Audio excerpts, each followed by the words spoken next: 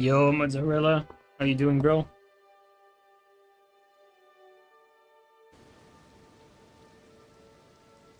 Yo, what's up, Green? Alright, today I want to play with at least 3 different setups. I'd like to play with at least 3 things that are different.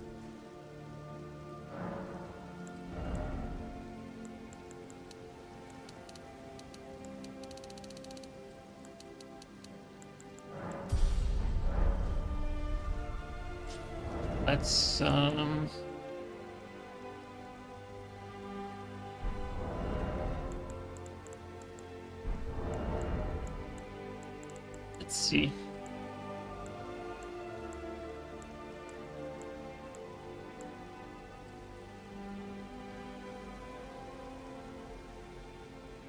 Fax main hand great axe with the unique R2. What's the unique R2?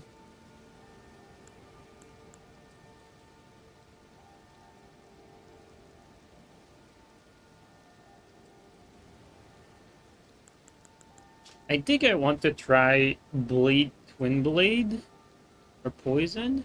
What do I want?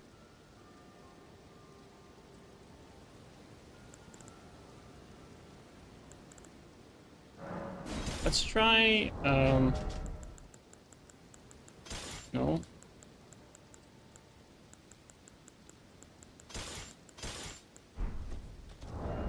Okay, so I need this.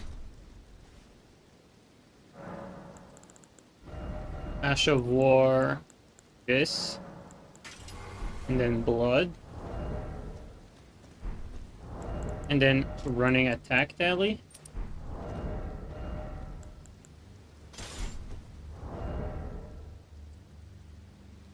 And maybe even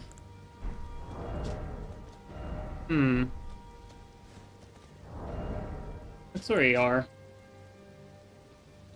545 versus... That's not bad. Yo, the Ninja, thank you so much for the sub, bro. Welcome back.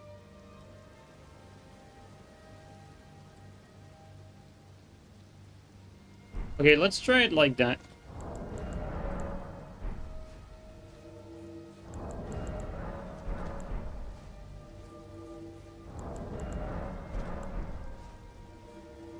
We should be getting a lot of bleed procs though.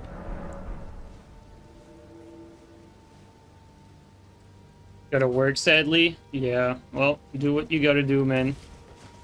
Have a good one, bro.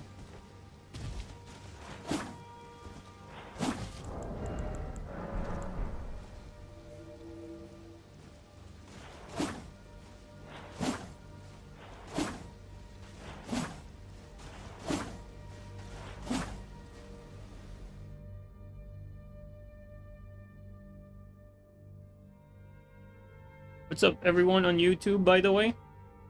I see you, I see you.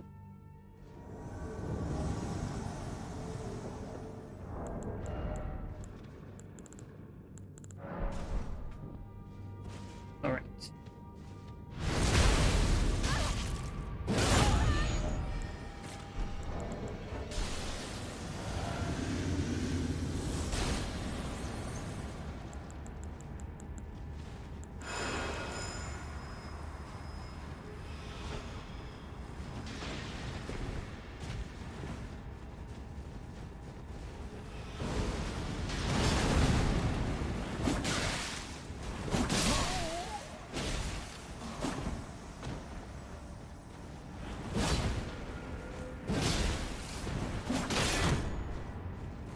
What? What the fuck? What the hell? That's some big damage, but what was that? Some Dark Souls 1 type shit. Bro, I was expecting him to fucking walk around me and backstab me.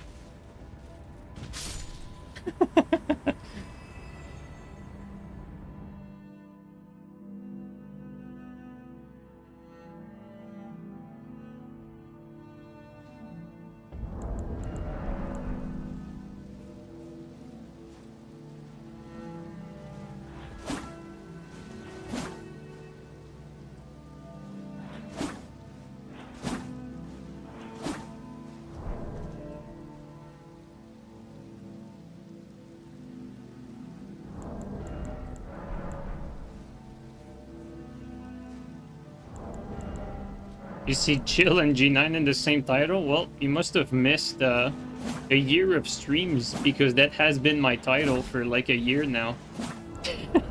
Like, actually.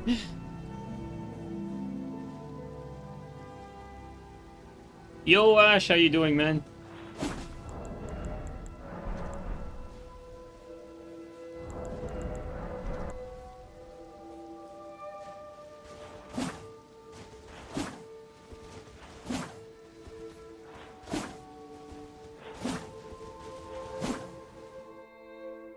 I like the combination of blade on the twin blade. It really does pack up a punch because it does so many hits in succession.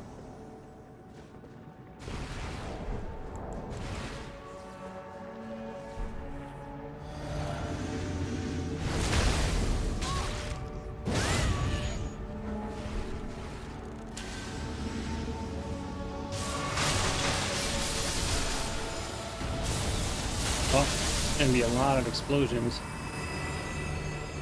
Alright. I think that guy with light armor is gonna be perfect candidate for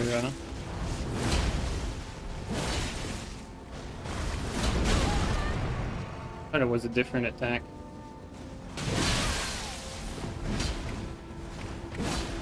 Close. Whoa, that was close to killing me in one.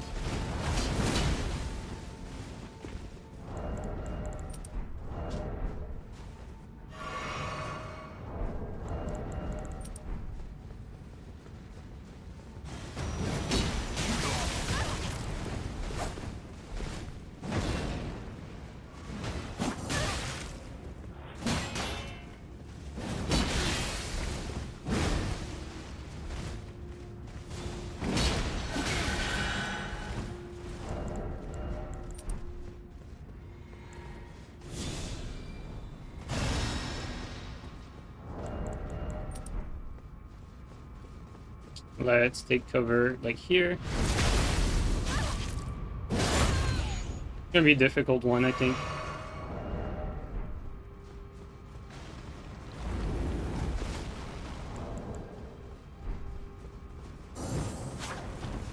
I hate this game.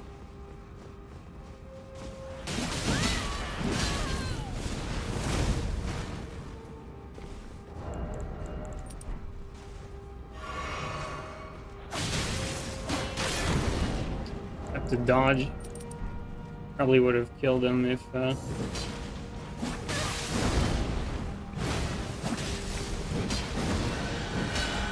this is gonna be a tough one.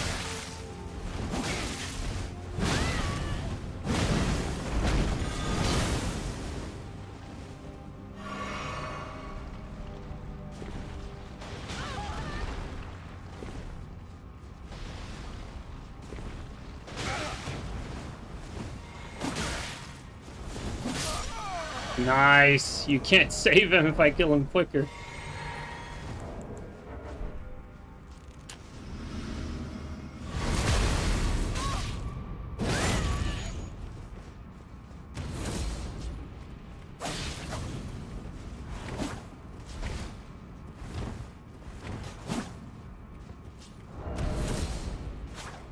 Oh my god, bro. This guy's net's kinda ass.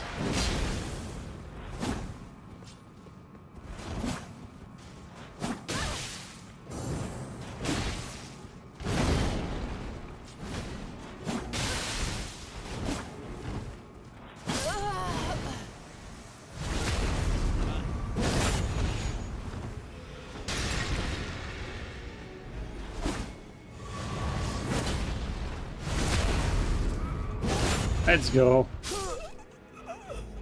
Ooh, tough one. Light roll soft swap? Yeah. Nightreign Pro right there.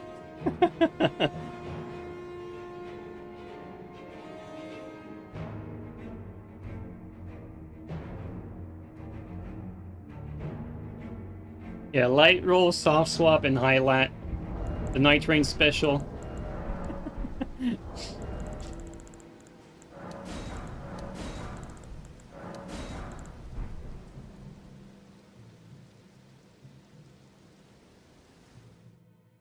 Clutch win? Yeah, that one was pretty tough. Like, you know, it's never really about the individual skill of the people you're fighting. It's as a whole, some of these invasions are quite hard. Like the last one.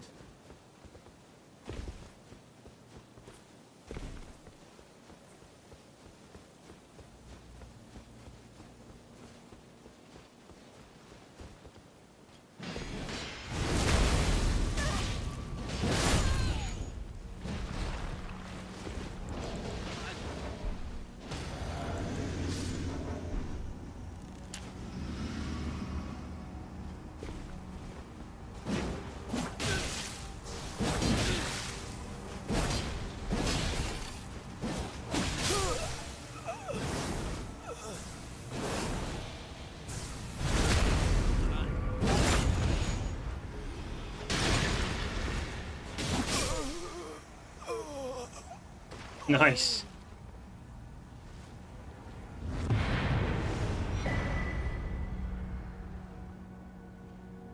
Yo, what's up, baby turtle? How you doing, bro?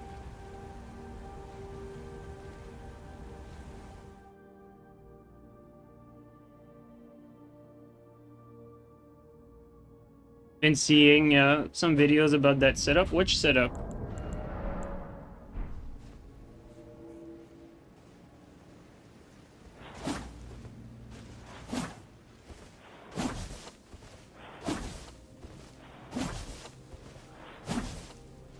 Flowers? Oh, the bouquet, yeah. Yeah. Yeah, I mean, it's been kind of like a meme setup for a while. I mean, with sleep grease, like, honestly, like, anything that procs sleep very quickly is pretty good for invasions. Obviously, though, like, it's inferior to the, I think it's the is it the Crescent Halberd? I think it's called the Crescent Halberd, right? You know, the gray one that does sleep as well. Yo, what's up, Clevy?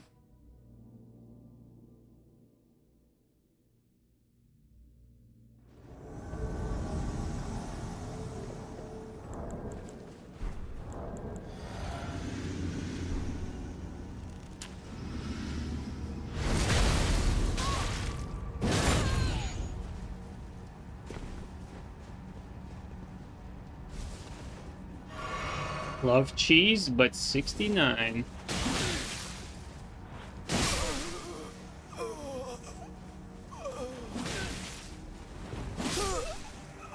Oh, that's unfortunate.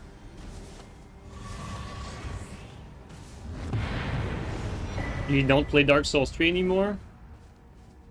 How old is Dark Souls 3 now? I keep saying it's 8 years old. Is it still 8 years old, or did it become 9-year-old? When did Dark Souls 3 come out?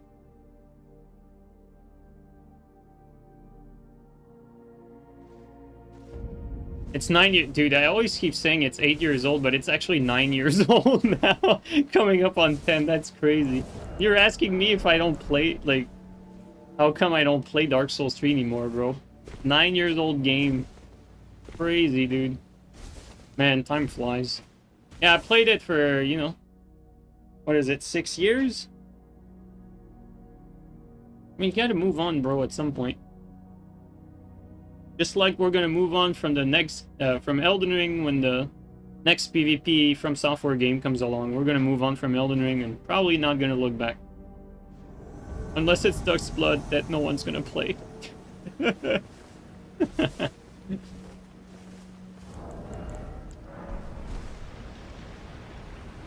10 years feels old, man. Yeah, I mean, shit, that definitely doesn't feel like, felt like it was like last year, right? I think that's what it feels like. Would you want the Dark Souls 3 remaster? Not really, no. I'd prefer a new game. Like, a lot of people are, like, stuck in, like, old stuff. I like to keep it fresh. I like some change. I don't like stagnation.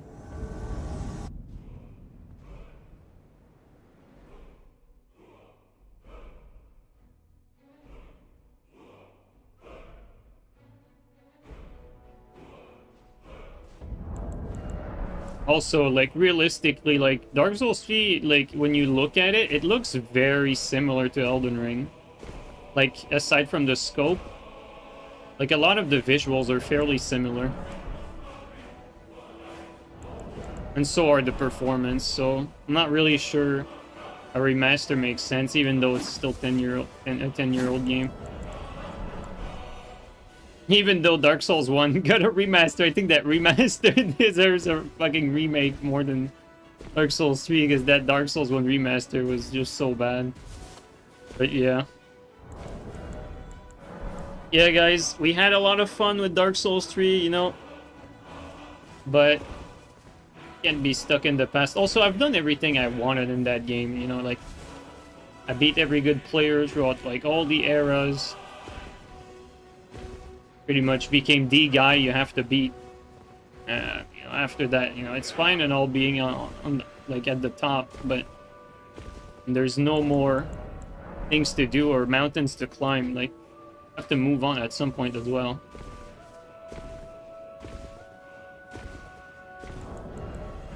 These games, like, you have to think about it this way. These games are still a vehicle for me to, like, expand my channel as well. Like, it's not just for the purpose of... Like, it started as... Well, it started with Rainbow Six, really. Well, actually, I don't remember if I... Yeah, I think it started with Rainbow Six. Just started posting vid because I love the game. And I wanted to make it, like, a career competitively in Rainbow Six. And I kind of did it to the extent that the game allowed, but it's not enough revenue to, like, make a living off of it, so I still had to have a job, right? And then I slowly realized that the way to make a living doing that is content creation, not necessarily, like, being a tournament player. You can do it, but it's really only a few specific games that allow that. And one could, like, I've heard that many times, like, why don't you play, like, a game like Fortnite or Call of Duty or something like that instead? Well, that's not how it works. You don't just magically become good at whatever game that you think you'd make the most money off of. The way it works is you become really good at the games you really enjoy and the games that you have fun playing and you're passionate about. If you're not passionate about Call of Duty, Fortnite, or Counter-Strike or that sort of stuff, and you're not gonna become like a top player at these games. That doesn't make sense. And I actually had a knack for Dark Souls 3. I was very passionate about Dark Souls 3, you know, pretty much did everything on that game, and here we are today. Not passionate about Elden Ring, but I will say the skills that I've acquired in Dark Souls 3 most definitely carries over to Elden Ring. And whenever the next thing comes along, I hope that it's going to spark that passion in me for these sort of games, because I still believe that these From Software games have insane potential, but it's not realized potential yet. Also, Jacob, thank you so much for the sub. Welcome in, man. Thanks for the Prime sub. Welcome in, Jacob.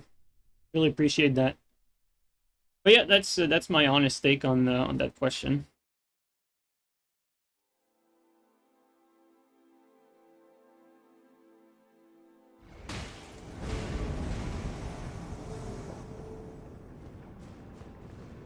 Well, I'm already here.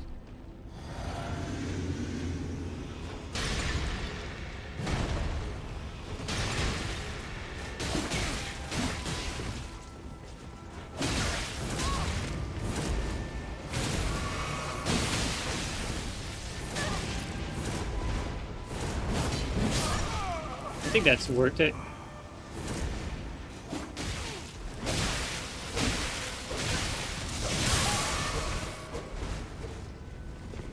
Unfortunately, we were about to win that match battle, but have to respect the 2v1.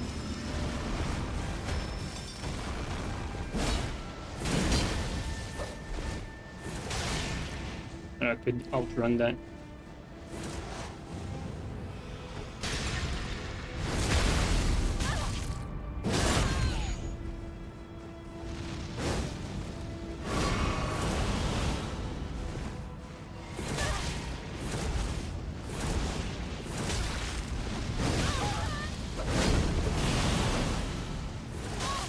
Bro, I feel like I'm running the right way. I'm like doing everything right to dodge his stuff. He must be latent or something. Like, it keeps clipping me.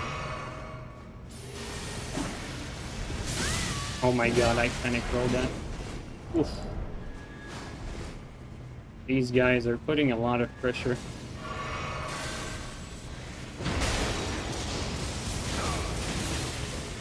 Let's sleep a few of them. There you go. Well, that worked.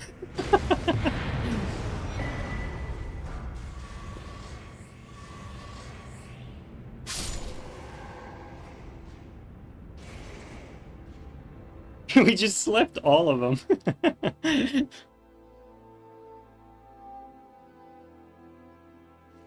Did you come back to Tom Clancy and play Siege? Siege is garbage, dude. Like, Siege is probably the biggest disappointment in all my time gaming. So sad. I don't want to get into it. Like, I was robbed of Rainbow Six Patriots. I was so passionate about Rainbow Six, dude.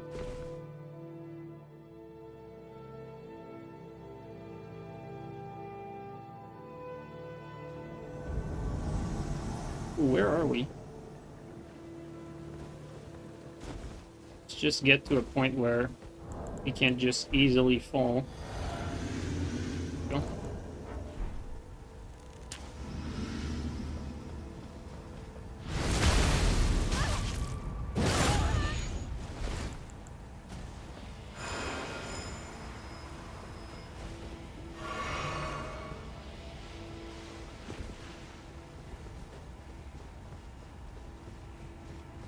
They already went down the elevator. They did not waste any time. That's crazy. I feel like I'm gonna get fog-walled like right now. Could be wrong, but we'll see.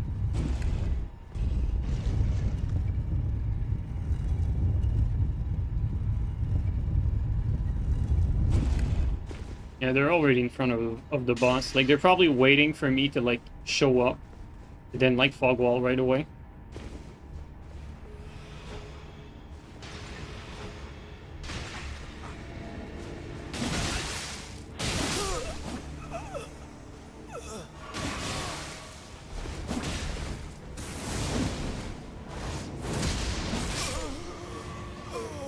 Okay, maybe they didn't realize I was here.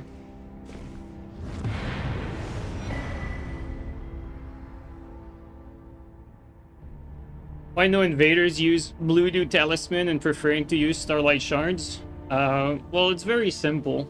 Blue Dew is slower, and it takes up a valuable talisman slot. Like, if you look at my talismans right now, you know, you have offense, extra HP plus extra carry weight, which allows me to, like, equip everything. So Blue Dew would be inferior to every single one of these.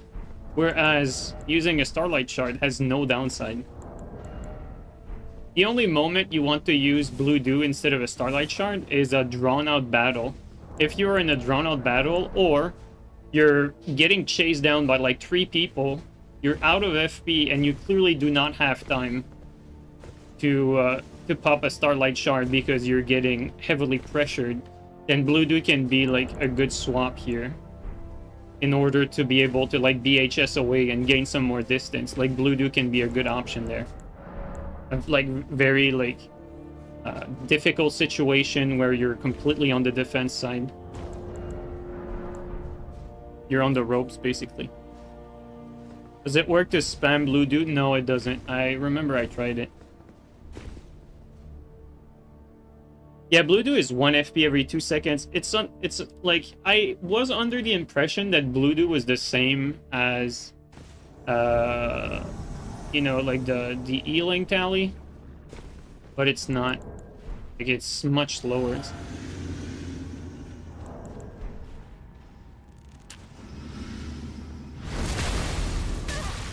I think I should push the Phantom first.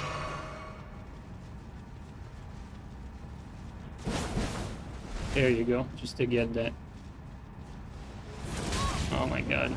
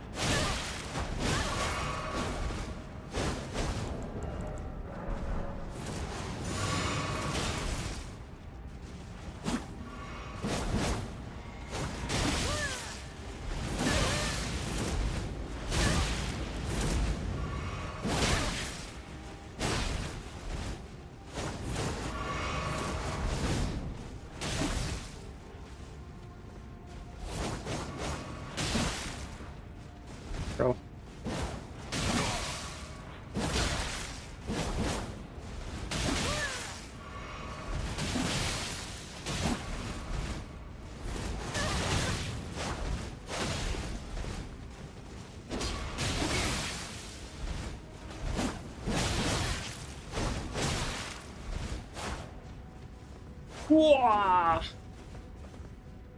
Need to back up.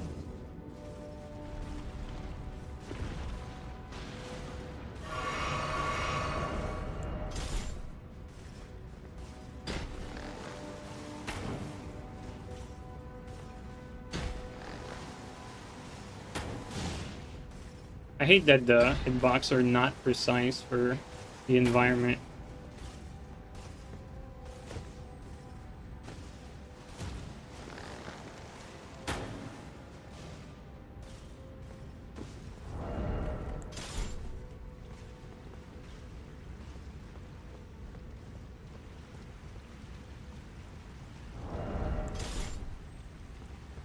I think we can get an angle here.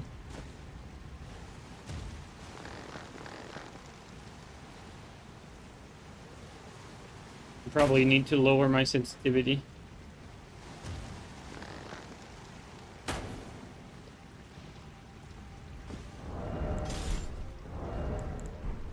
We can try, well, first of all, let's do that.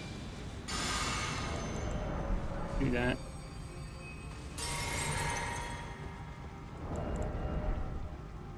More sleep spread crossbow. I think I should use more sleep bots though against these guys.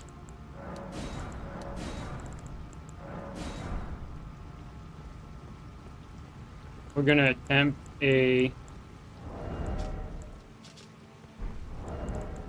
attempt something here.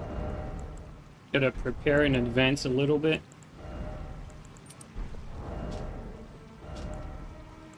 There you go. There.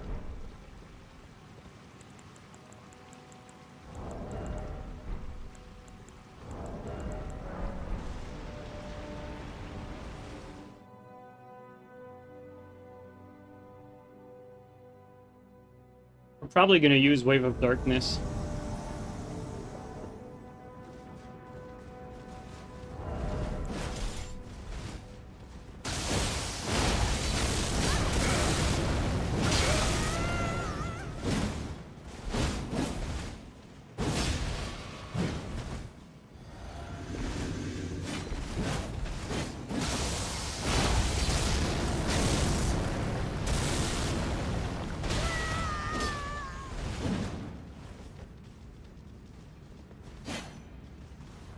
Lagging.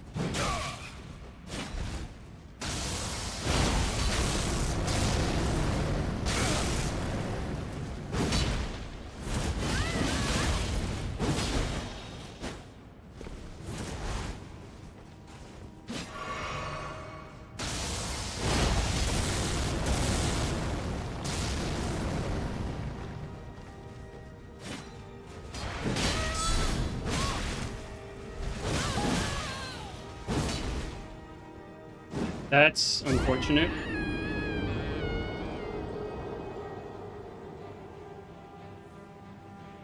I don't have enough room to work with.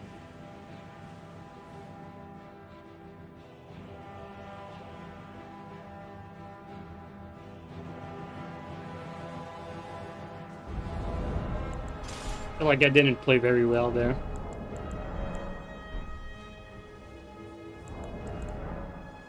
Didn't play very well, but the host was lagging and they were sticking next to each other, so not like, you know, it was easy or anything.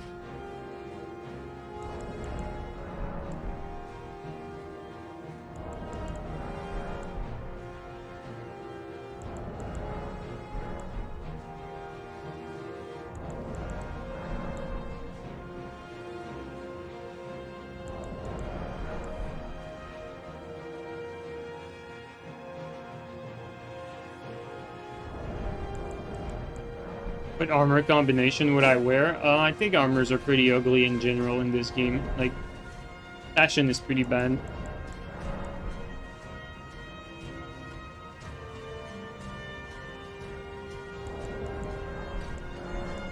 You won't pick up your runes? I'll reload my save after the session.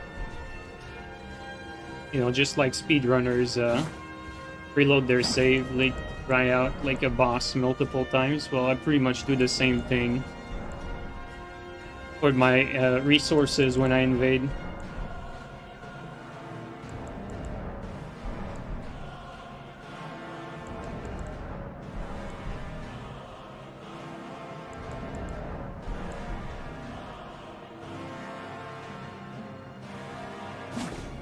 Cold Magic Zwei can one-shot some players. If you want optimal Wave of Darkness, Gugs Gugs on a magic build will have probably the highest damage Wave of Darkness if you can afford it, but you know, Gugs is very strength heavy.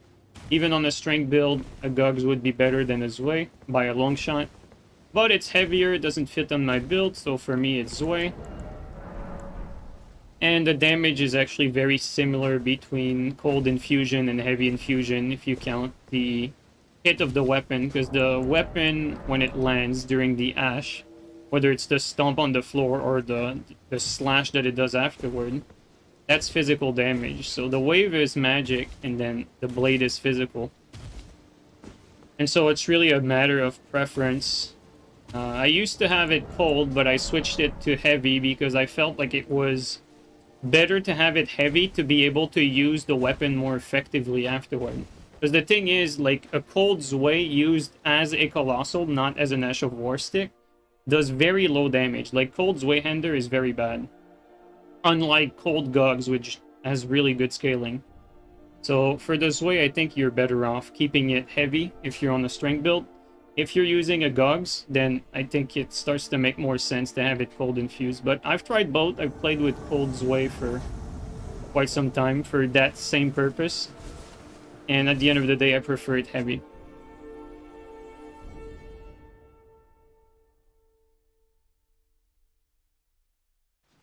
Like, you have to understand that cold Zwei has some very poor scaling. And you still want Zwei over Gugs in my case, because Gugs would be simply, like, way too heavy. And I would be fat rolling, like, every time I swap to it, so that introduces, like, another disadvantage that is a little too dangerous to look over. Or to overlook, I should say.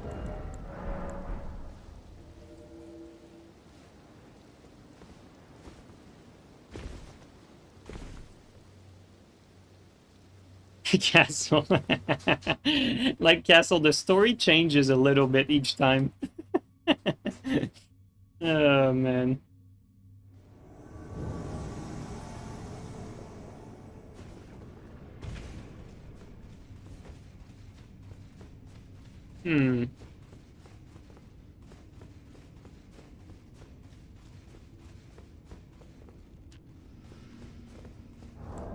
Like, they were almost waiting for me.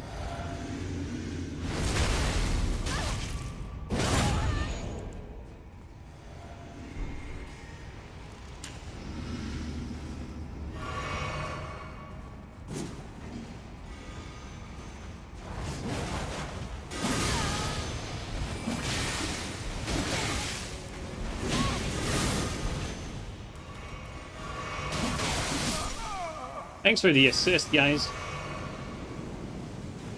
I thought he would push. Insane ambush. Didn't do too much damage, though. We're good.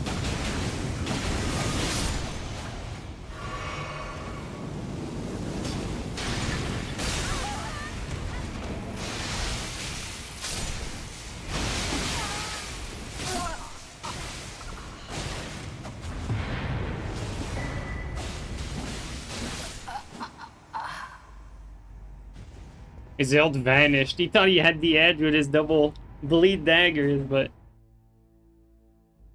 we dish out a lot of damage.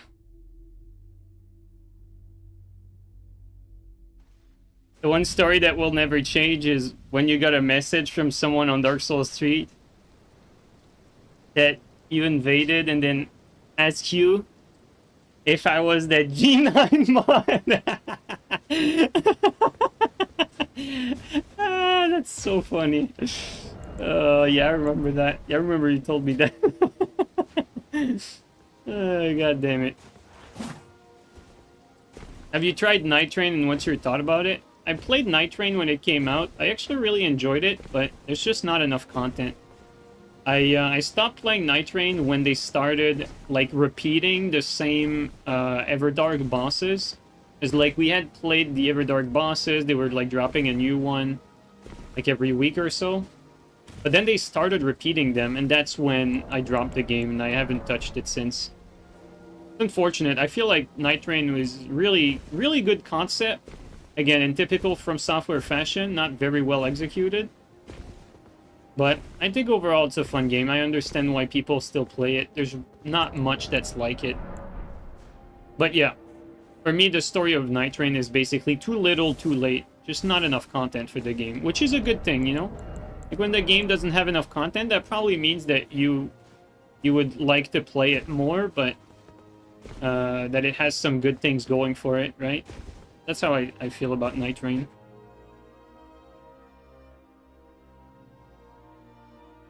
He also sent you a message asking if you were a JeeNiNe viewer. You agree 100%? Yeah, I feel like it's a very popular take, right? The whole, like, Nightreign is fun, but starting to get repetitive. Like, that's definitely something that a lot of people feel like.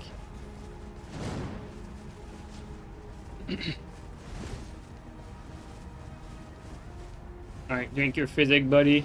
Do this. Alright.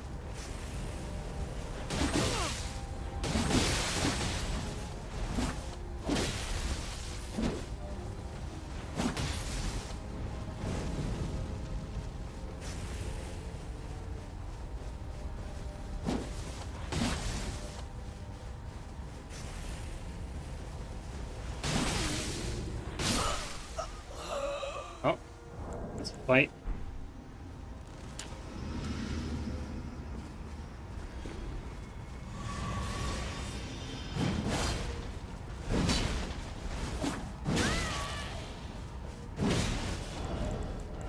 What he uses should hard counter what I'm using. Let's switch to that.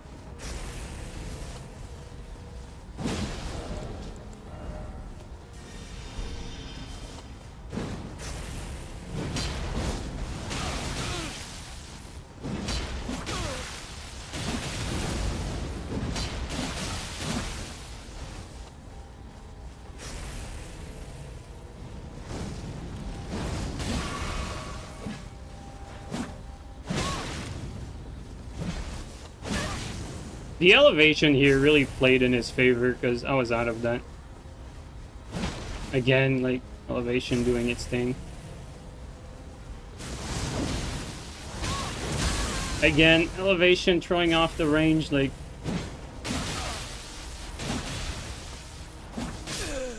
Again, elevation throwing off the range, this time in my favor at least, but... Like, all of these sequence, I outspaced them properly, just like how he outspaced me properly on the last hit. And just elevation, just throwing off, like, proper spacing, as it's often the case. These are always, like, bad spots to fight on.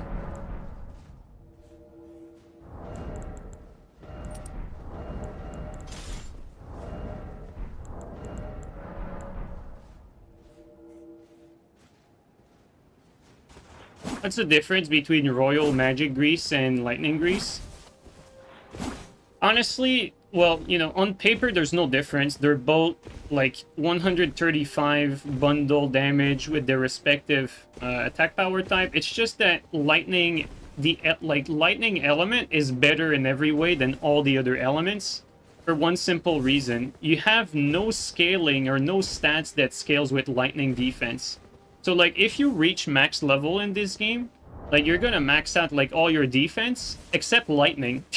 Because you have nothing that scales off of lightning. So, lightning, by default, in this game, is always going to be the most damaging effect type. Or element type, I should say.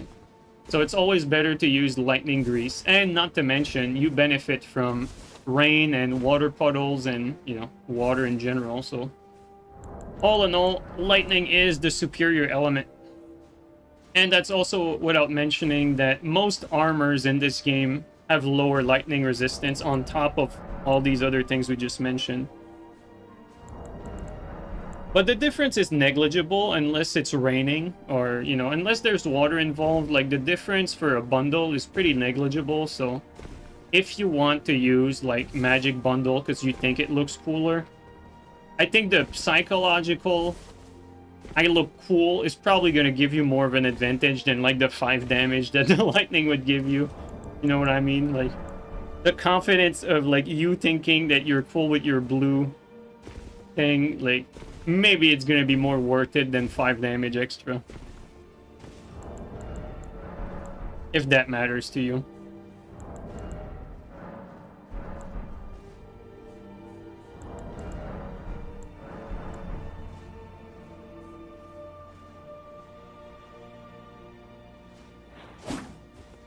Yeah, exactly, Bloody Pop-Tart. Like, you'd think that maybe Dex would scale up Lightning, and maybe in a typical From Software way, they just forgot to, like, turn on a value somewhere that makes it scale properly.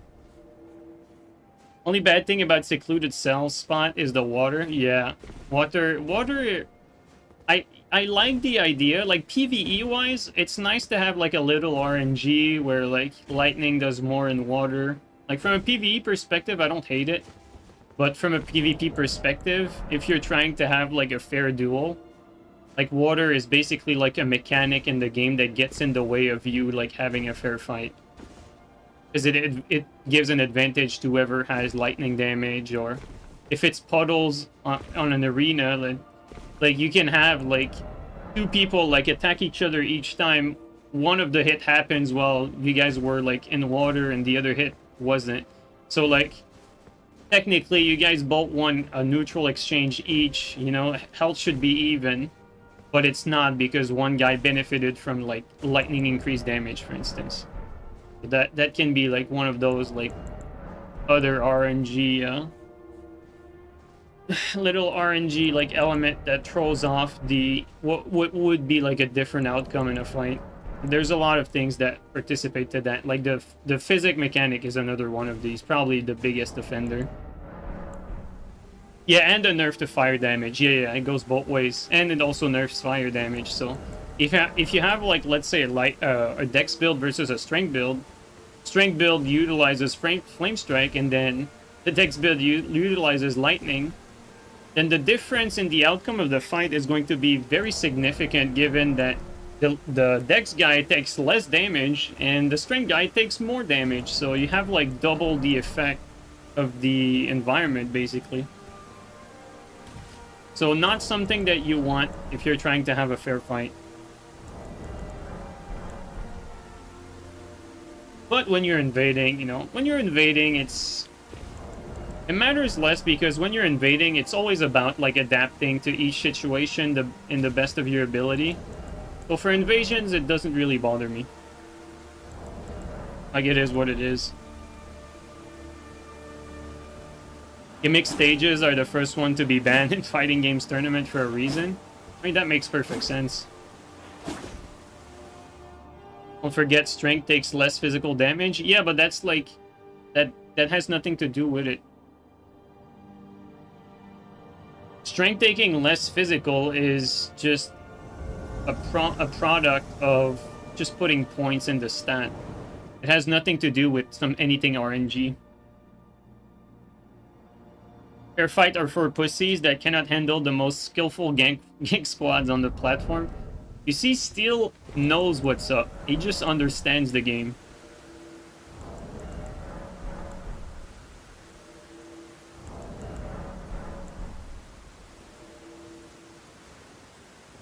Street Fighter 2, Vega had a stage where he could climb the wall and be completely out of range of any attack.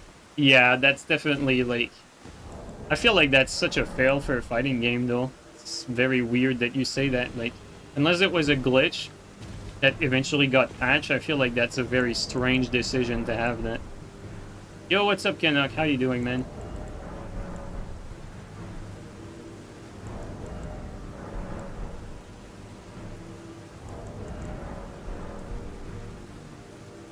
Do you think the next From Software Souls game will be open world? No, I don't think so. I don't think so, because we've seen in recent From Software interviews, they mentioned that, you know, they liked what they did with Elden Ring, but they want to take a step back and go for more, like, linear project, basically. Well, I don't know if they said the word linear, but from what I remember, it's something along those lines. There they are. Oh, they were down there.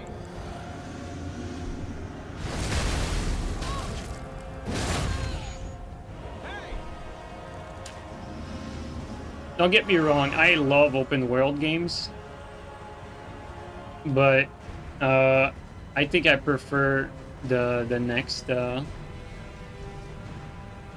bro, he's the ambassador for host right here. There you go. Let's fight.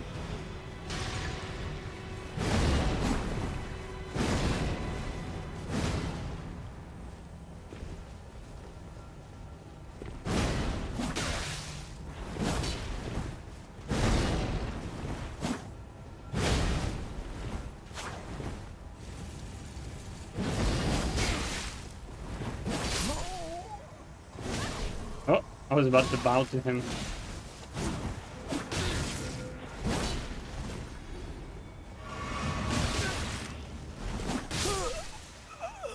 The bleed buildup is nasty.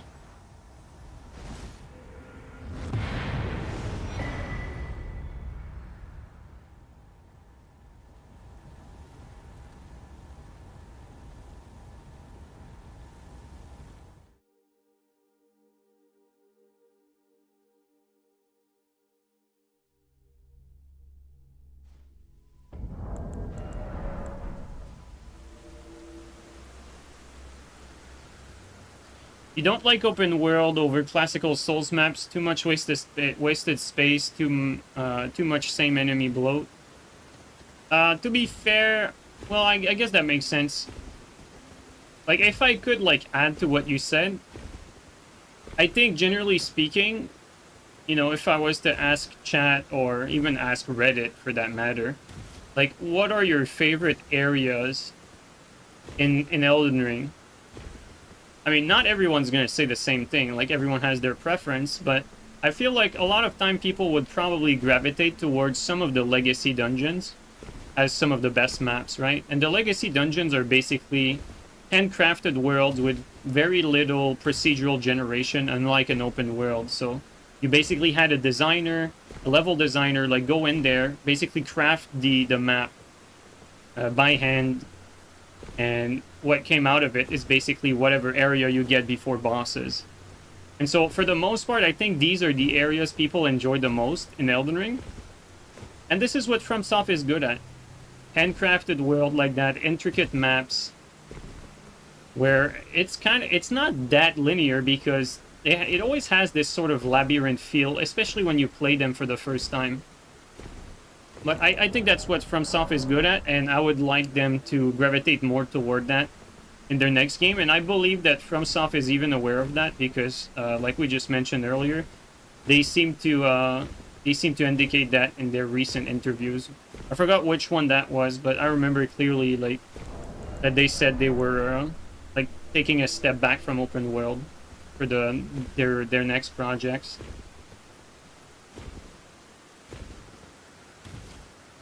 But that said, I was under the impression that that Duskblood was some sort of open world, so I'm not too sure what's going on with that. But we'll see, guys. I think their next big project, I think, is mostly going to be, like, you know, a Dark Souls 1, 2, 3 Bloodborne style of game, like, map-wise, over, like, an Elden Ring. Shadowkeep is so cool. Yeah, I mean, I've always been saying that what From Software does best is, like, they make some really nice castles. Like, the castle maps that they have, no matter in which game, like, it's always cool. Like, you know, like Lothric, like the Undead Castle, like, you know, like, they always have some cool castles. Stormvale in this game is great. You know, Iron Keep in the DLC, or even Bellerat. You know, these are nice spots. Like, these are really cool.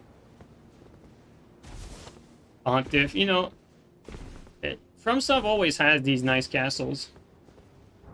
And it's not like, guys, which other game did you, like, really think that the castles were, like, a standout? Like a medieval fantasy game. You know, there's other really good fantasy games out there, but were castles really, like, a standout? Like, aside maybe, like, the cities, You know, there's some games that does like city very well. Like I remember the first Dragon's Dogma game, the city in Dragon's Dogma, the first one was amazing. I have like fond memory of that city and the layout and everything. It was so well executed.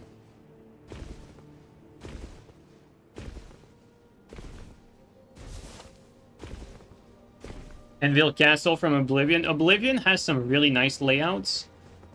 And I definitely appreciate Oblivion cities as well, but I feel like Oblivion are a little too bloated for the content that's in them.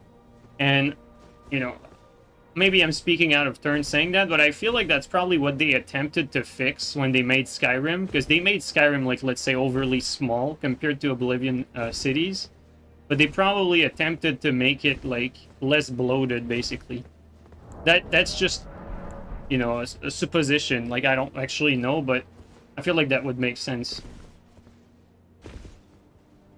But all in all of that just to say that I have a lot of respect for the artist that makes the castle at FromSoft, and I think they do a really good job, and FromSoft definitely needs to leverage that as much as possible, because they have great castle designs, great castle maps.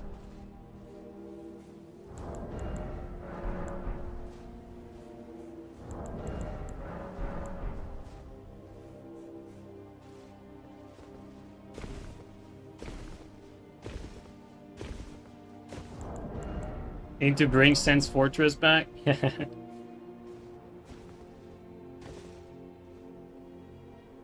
Other games' castles just have room become hallways, less labyrinth. Like, unfortunately, like Castlevania does some good castles, though, like Lament and Innocence. Need to make more level like that. Love those. They need to make the first castle like where the goal is exploring all the castles. I mean, to be fair, I think I remembered that also, like, in an older interview that FromSoft did before Elden Ring launched. I think they described, like, the open world as, like, this connecting, like, fiber between the legacy dungeons. Like, they saw the open world as this thing that was used to connect the open worlds, but I don't know if it really landed, because it's so much bigger. Like, they have so much more area in the open world than they do in the legacy dungeons, that it feels like the bulk of the game is the open world and not the legacy dungeons, if you know what I mean. Like, the open world is so large that it feels like it's mostly the game, but it is mostly open space, yes. What's up, Ninja? But honestly, guys, like, you know, to each his own. I think FromSoft, we're very critical of FromSoft because we like what they do. We think there's more potential than what they're leveraging, especially for PvP. And so, you know, all this criticism, like right now, like, game's not gonna change. We're just talking, like, just to have fun at this point. But when the next game comes along, and PvP is going to be out or whatever, we're going to be very critical of the PvP to have it improve in the best way possible before they stop patching it. Just like what we did with this one. I mean, it did improve a little bit, but not enough, unfortunately. But, you know, if you compare the state of Elden Ring at launch to today, like, guys, we had so many game-breaking bugs at launch, and like, I'm just thinking of, like, how Bloodhound Step was completely broken and, like, made you completely invulnerable by spamming it, like, when the game came out. And also how you could not invade everywhere, right? Like, right now, the only reason why the game is still active is that you can still invade everywhere.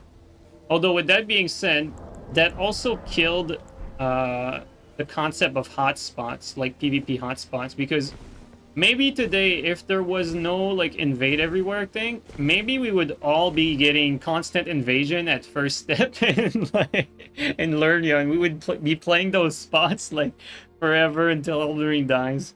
So who knows, for the better or worse. I think this is probably for the better, that you can invade everywhere, though.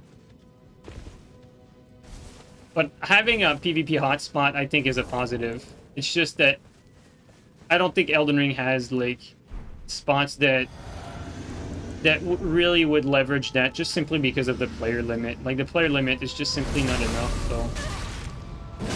Like, as far as PvP hotspots are concerned, it's, like, doesn't really suit it as much.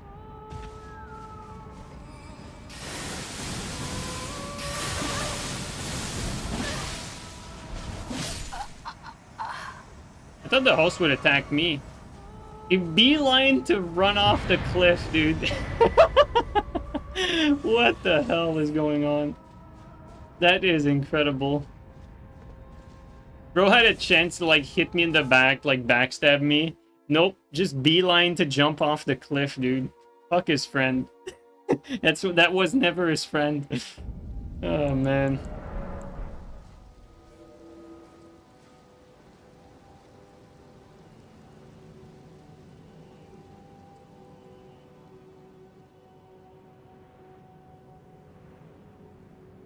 You really don't understand people. Enerlondo is great and large, but many spots leave only to imagination, while Landale, everything you see is reachable and has secret to uncover.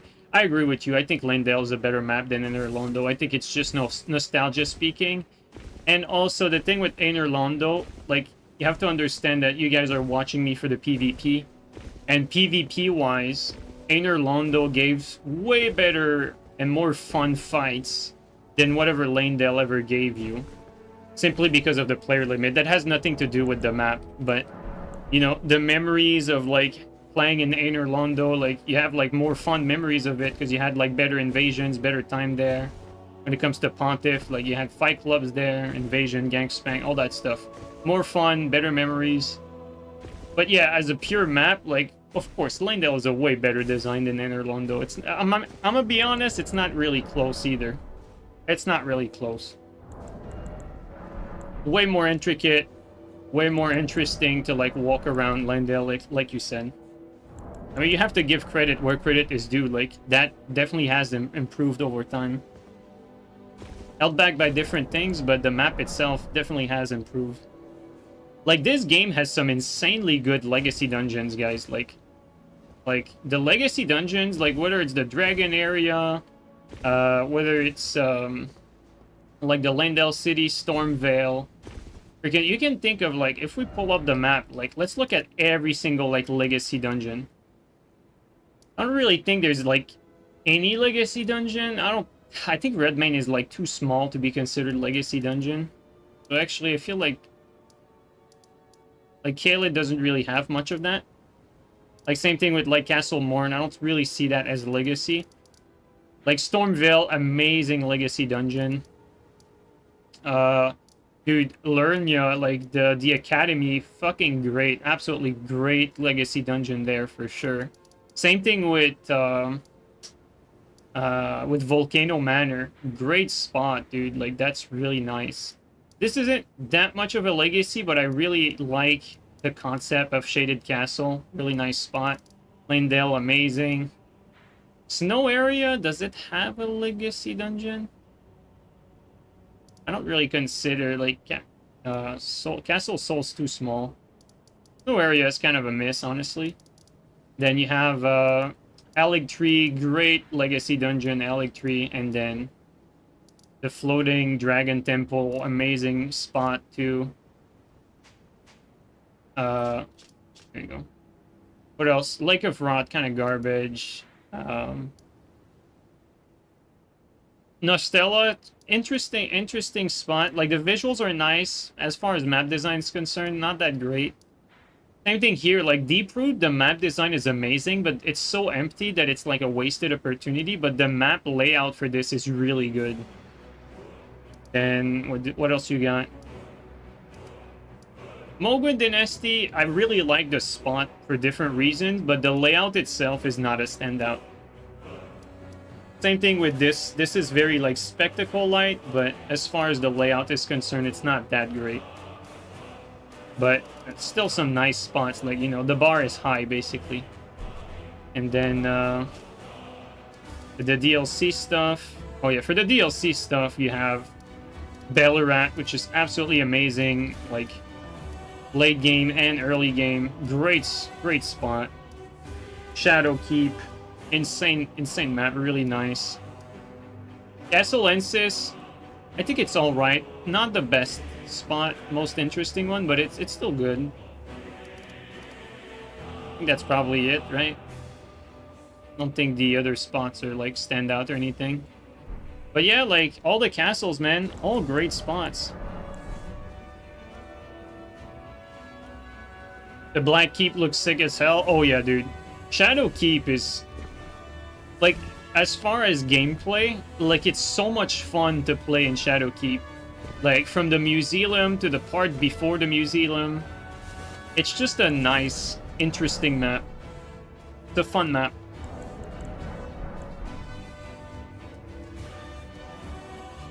I dread the fact that there are invisible boundaries when you're PvP in the museum area, because that spot would have been so cool for so much parkour, but they segmented the map in with like invisible barriers, and that hinders gameplay like heavily, but it is what it is.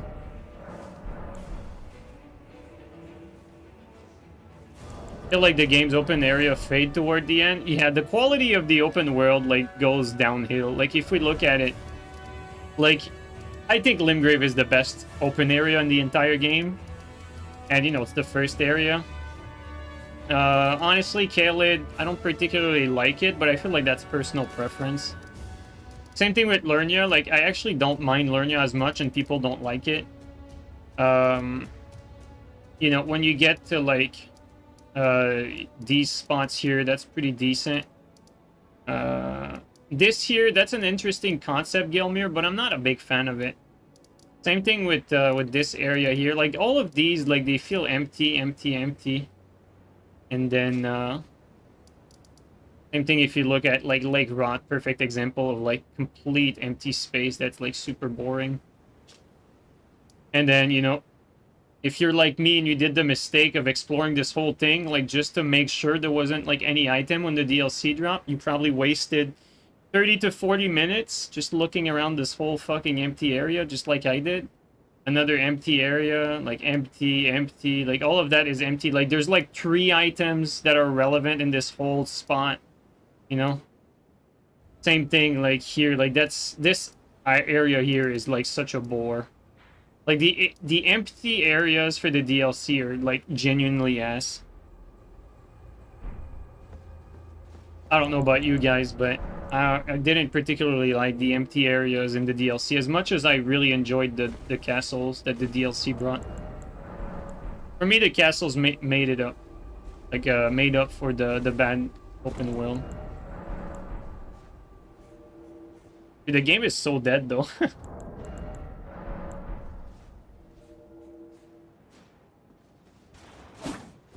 Imagine all the time spent on making all these areas for them to be a total waste of time. You know, like, I think we should be, like, more specific in what we criticize. Because the layout itself might not necessarily be the problem for these areas. Like, maybe the layout isn't the biggest issue. Maybe it's really mostly because there's not enough enemies and points of interest and loot that is interesting to find. That's why it feels bad and boring and empty. Not necessarily because the map is laid out like that. You know what I mean?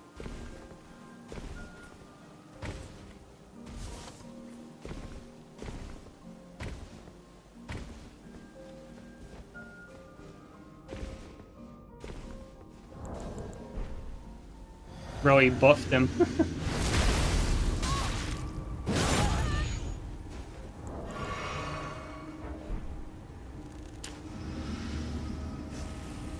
Alright, PSSS.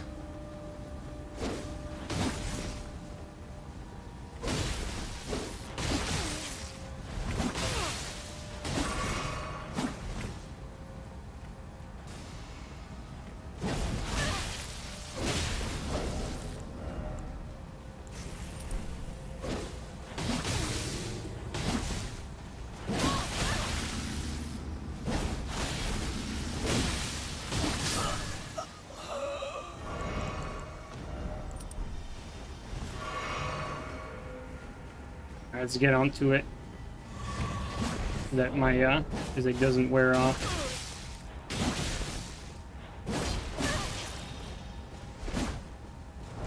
I predicted that, like the roll timing, and like it was very close. Like I rolled like little early, but still enough. Ooh, that was weird Q double roll.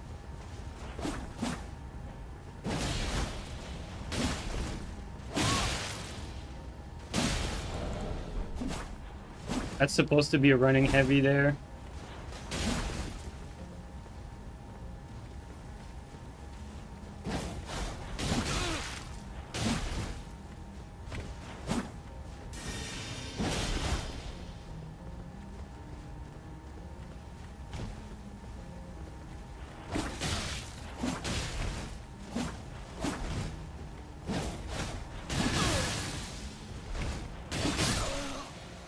Good fight.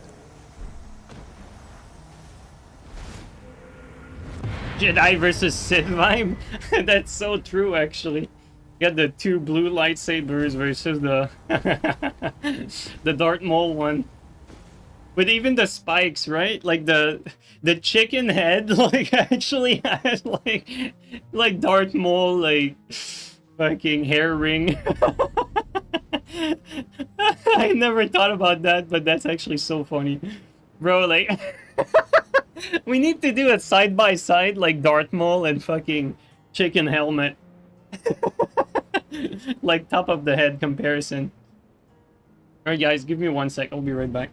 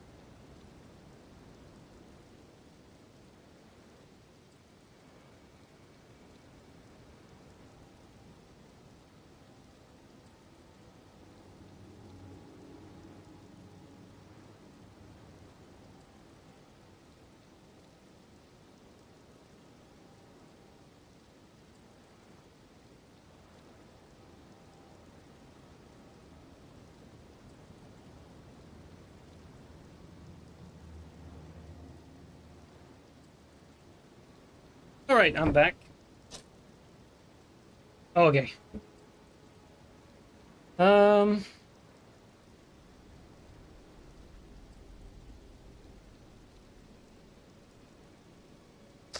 Opinion on Twin Blades? The thing with Twin Blades is, like, people think it's off meta, but it is super meta.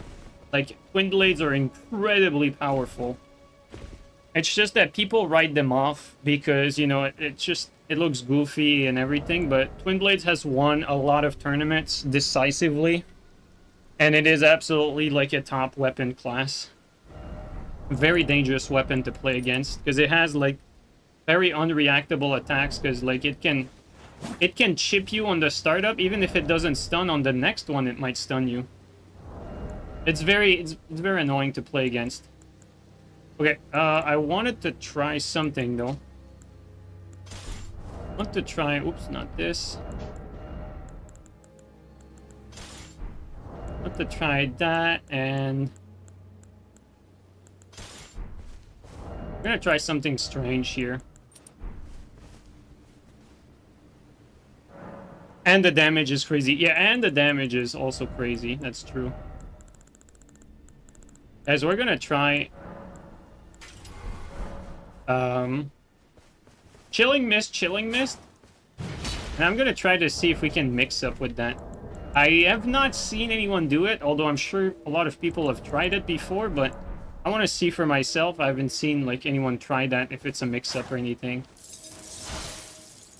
I want to see what I can do with this.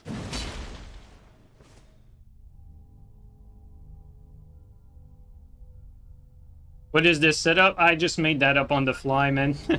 Want to try it.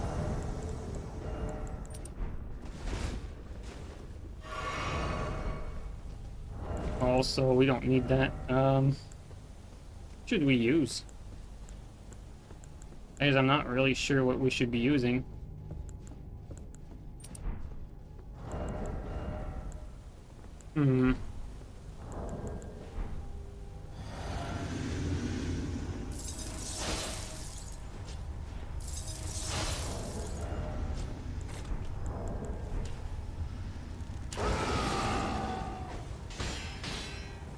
Alright, let's do this.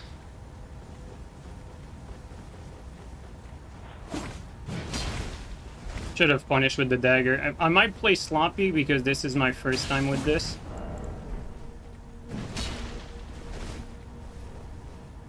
Here, the reason why I did that was to reset my eye armor.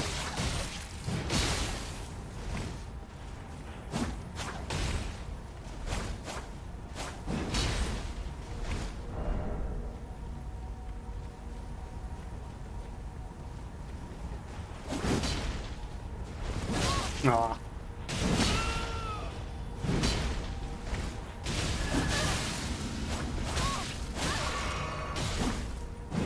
Oh.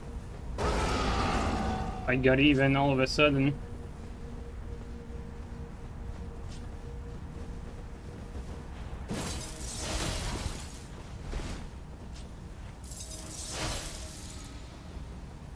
God damn it, I didn't want to do him like that.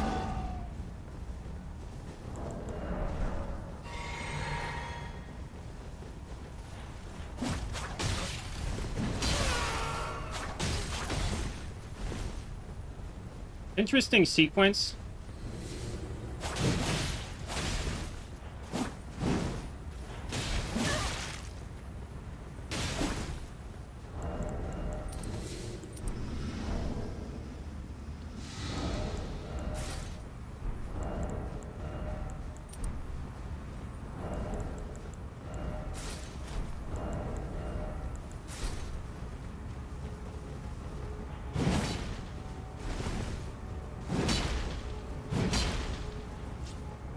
Alright, you can attack me, I don't mind.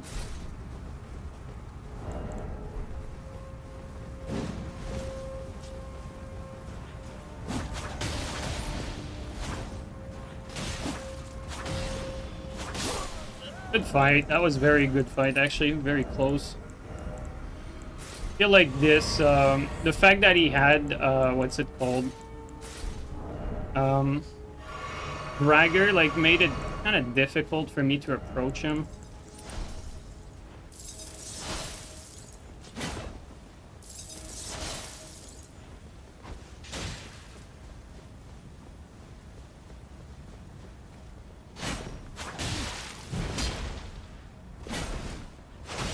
Oh, that would have reached.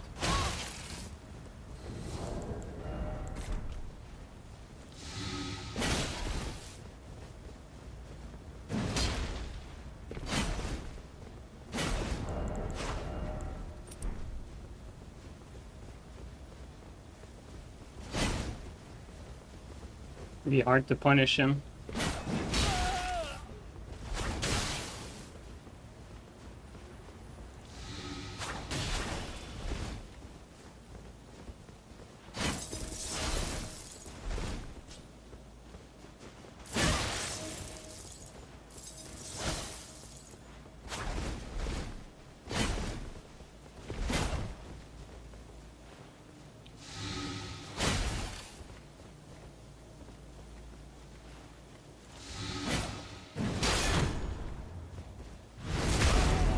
Insane game, guys. That's the fastest I could go after him.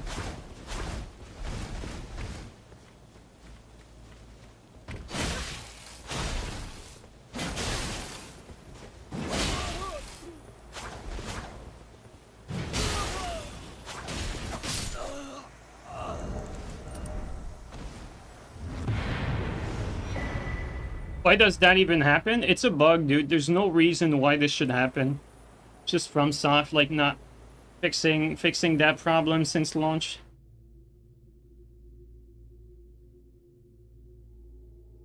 Or would you rank Great Katana in the current meta? Compared to the meta, like, it depends. Like, Rakshasa is actually very, very meta. The normal Great Katana is, like... It's, like, in a good spot compared to, like, the meta stuff. But, like, Rakshasa is, like, one of those, like, broken weapon because of its type armor. Like, especially if you combine it with some other stuff, like, it can be pretty nasty. Like, the problem with Rakshasa is the hyper armor. The other Great Cat has, like, a good moveset. Maybe a little too strong on the tracking, but overall, like... Like, the thing with Rakshasa, it makes obsolete a lot of great weapons because it's basically, like, a superior great sword in every way, like, so to speak. Like, it has better hype armor, better damage, better range, better moveset, you know what I mean? Like, it makes a lot of weapons obsolete.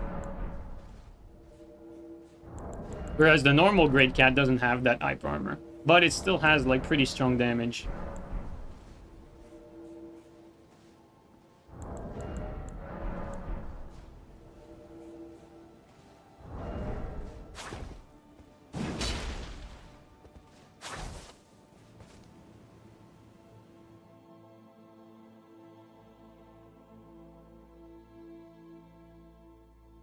Should give this same setup a try with Fire Knight Short Sword. I like Fire Knight Short Sword. We played with it like a fair amount at some point. Like we did a whole stream dedicated to it.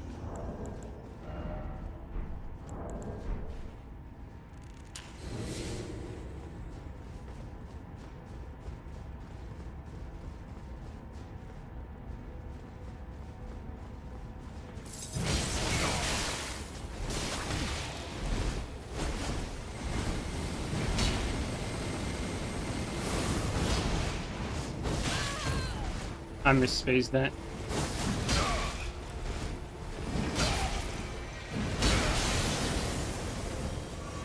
Bro, he did it the wrong way! That's so funny! He did the moon the wrong direction. Oh my god. How do you even do that?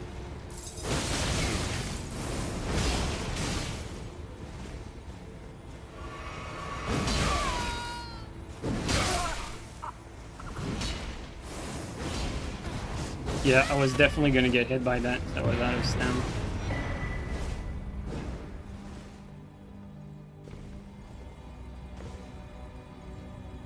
Dude, Frost Gogs, like, by itself is such a good invasion weapon, though.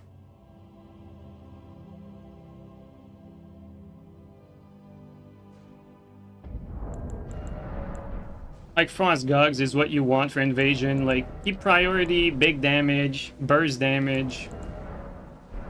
It's just a good old reliable.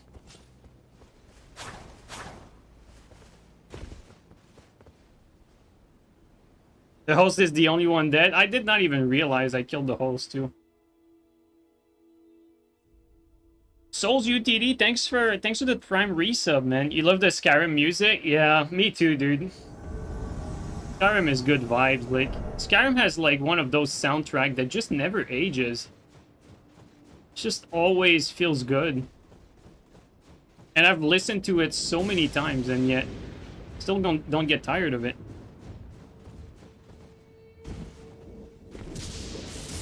Like, it has so many good tracks. Like the one that's playing right now, I don't know if you guys hear the volume. Like, maybe I should get it up a little bit. Like the one of these soundtrack that plays like during the nighttime in Skyrim. Like, oh, just like angelic sounds, angelic vocals. It's just great. It fits the vibe too for these sort of games.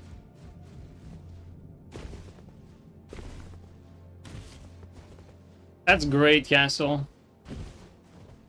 Yeah, Sovngarde, when you get there the first time, it's pretty cool.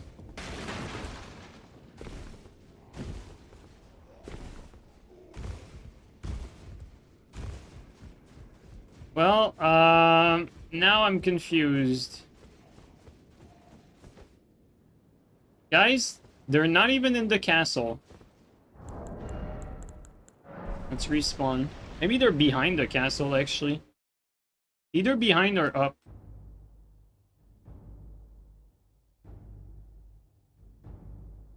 The spawn they gave me, though, is very, yeah, they're up. No? Bro, why do they give me that spawn?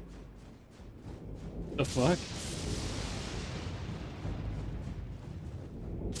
Okay. You know what? Let's take a gamble. Let's go around the castle. We're gonna do it.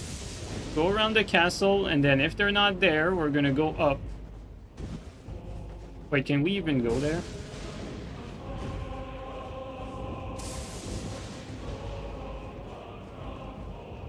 Okay, yeah, you can. Oh, what the hell? They're not behind the castle. They're fucking... They're above. Check map.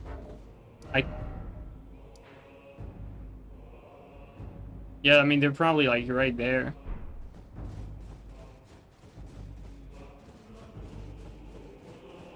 I mean, we're here, so... What the hell? Yeah, they're above.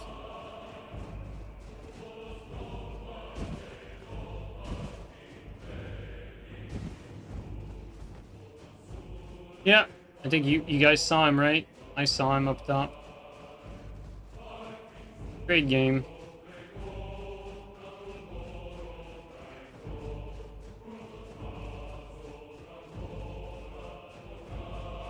Bro, this game and the spawn they give you, man. It's a crime.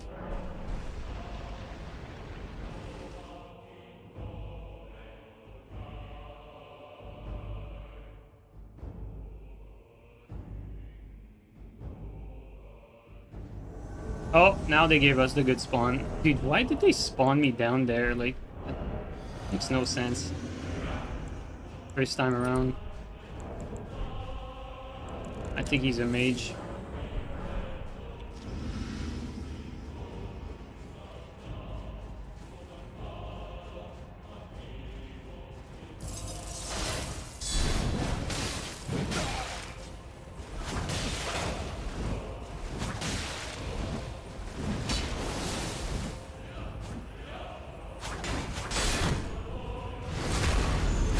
I like the pressure with the dagger.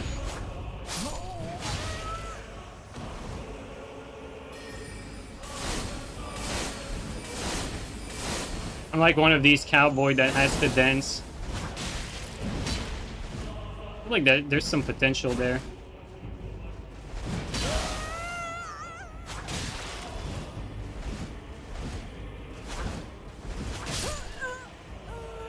I definitely want to try it more. Like, I feel like there's some timing potential for the mix-up between the two. It's just that when I do that, I probably should two-hand something. Like, when I do that, maybe two-hand the dagger. I don't know.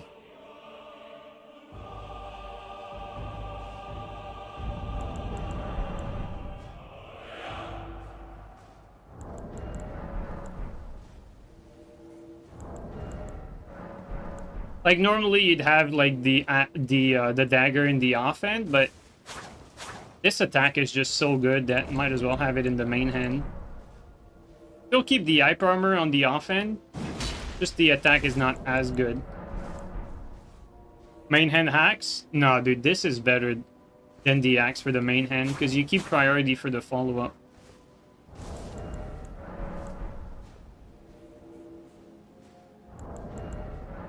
Faster too.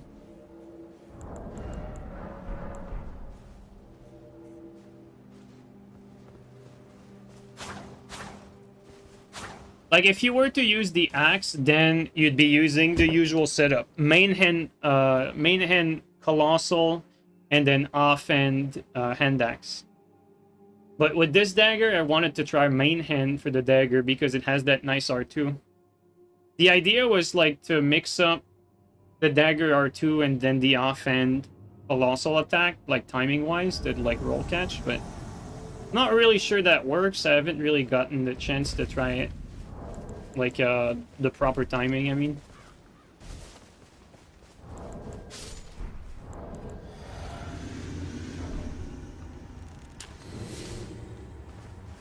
Alright, Mario.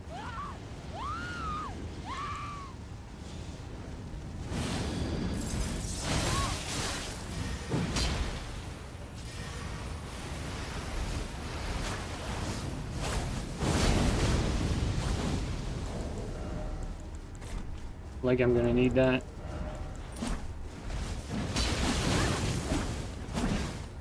A good thing like that was such a good move to switch to that tally. Probably saved us.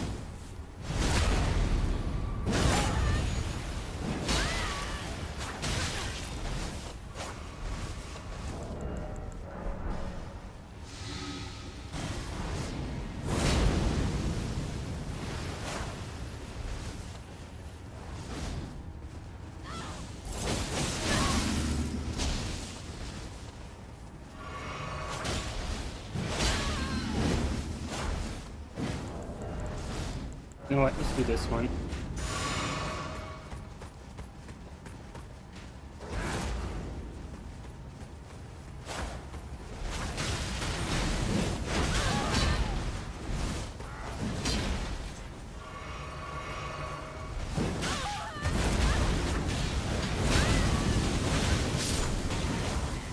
He saved them.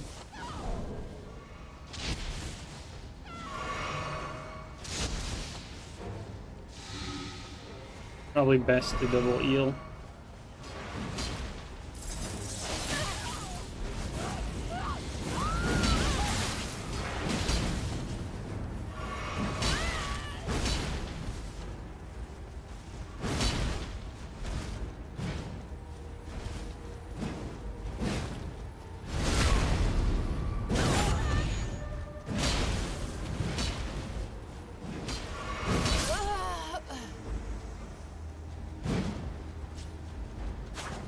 Bro, stop it.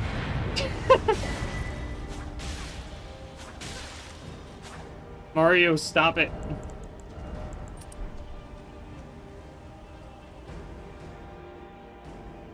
Like here, for instance, I think the setup I'm using would be better if it was just a Dex build, offhand Rakshasa, with main hand dagger, but like purely damage spec for the dagger, basically. I think that would be better. Those X guys are no joke, yeah.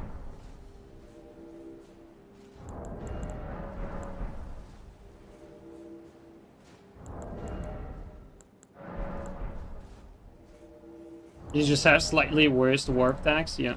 Surprisingly, because usually all the DLC weapons just dwarf base game weapons for the most part. In every Souls game too.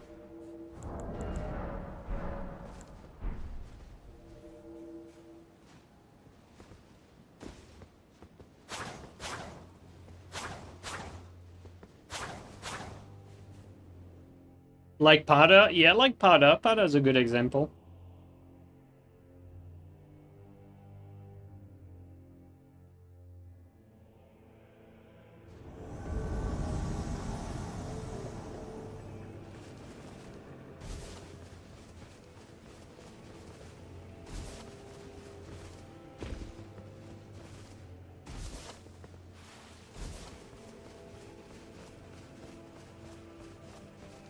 Wonder where he is.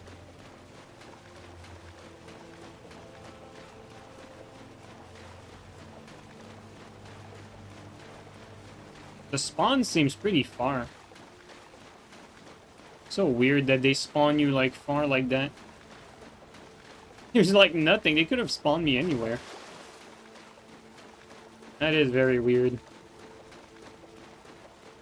Look at that. Look at that distance.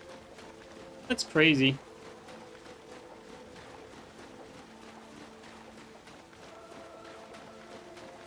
Dude, that is so strange. Like that the game spawns you like on the other side of the map like that.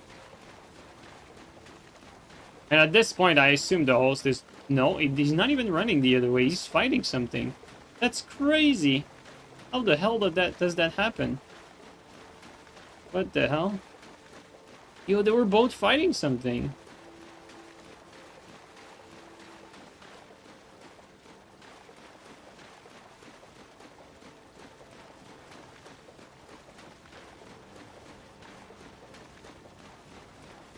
Okay, now they're going. Never mind. They were running. They just stopped to fight this thing. God damn it, man. I mean, we see them. Come on, Steel, help me. Steel's brothers are here, just waiting to ambush them. Teleporter.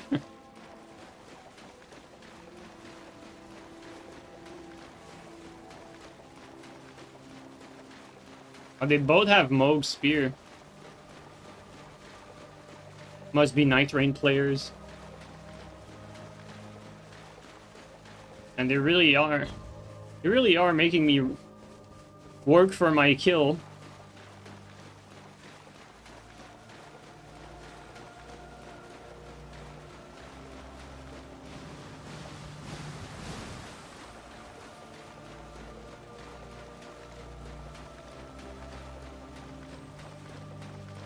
Well, guys, I hope you appreciate this very compelling gameplay.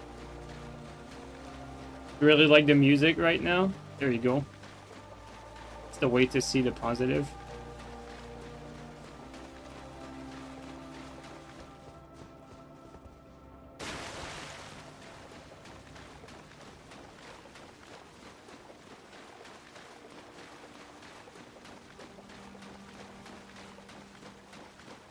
LGSN board is the best sword and board setup? I honestly don't know, Castle. I think the Wakazashi board is probably the strongest. Okay, we finally reached our destination. Alright. Do this.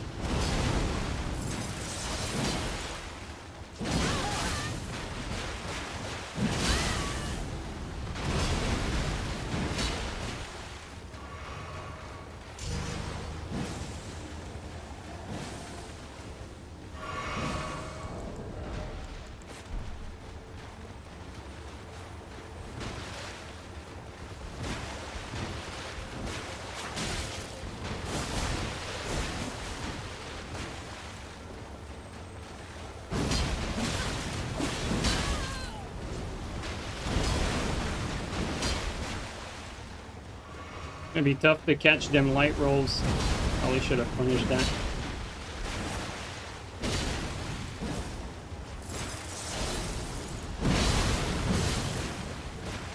I didn't even hit him.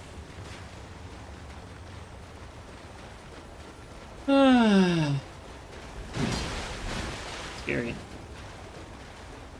Insane game. Just finished this.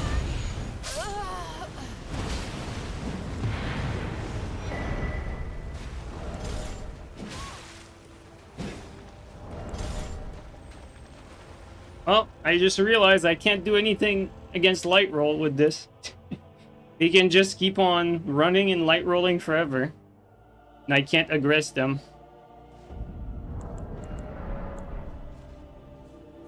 And the only reason why we ended that is that, you know, we got a backstab on the guy that was attempting to hit us while we were chasing the other one.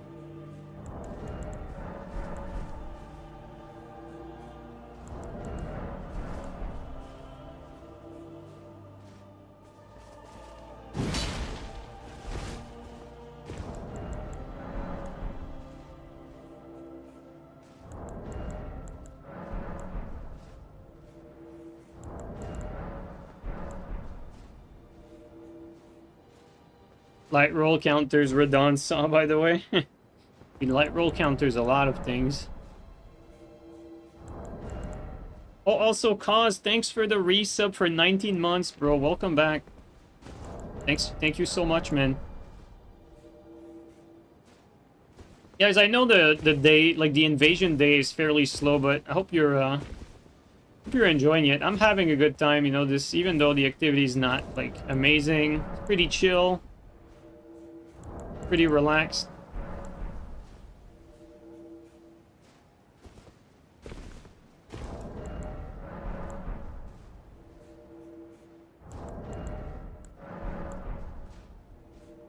You're enjoying the weird setups lately? Yeah. Yeah, I'm trying a bunch of different things, but it's gonna open up when Tarnished Edition drops, because we're gonna get access to like more weapons than just strength, right? So at least that's gonna be that. Gonna have to set up the characters though. I'm not looking forward to that. But everyone's gonna have to do it, so I think it's time to go back to modded Skyrim. Dude, I actually dabbled a little bit, but I'm playing more like Fallout 4 nowadays. But yeah, you're right.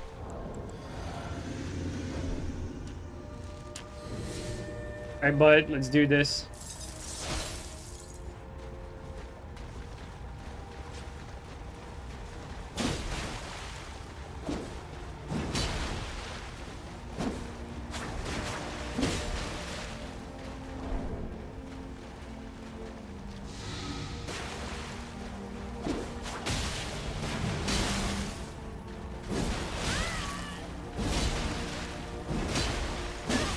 That comboed.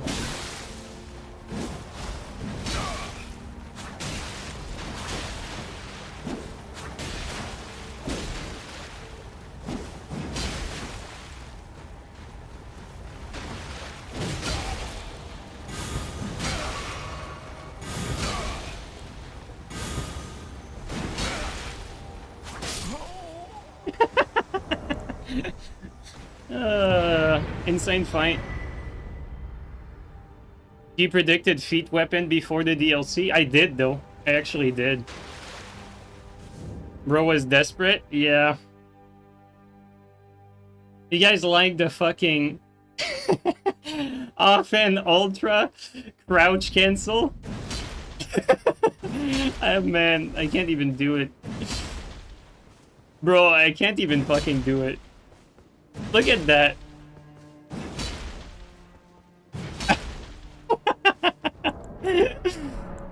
It's so ugly. The mind games.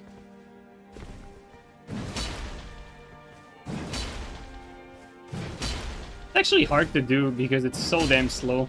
Well, it's not hard, but it throws off the timing because it's not intuitive.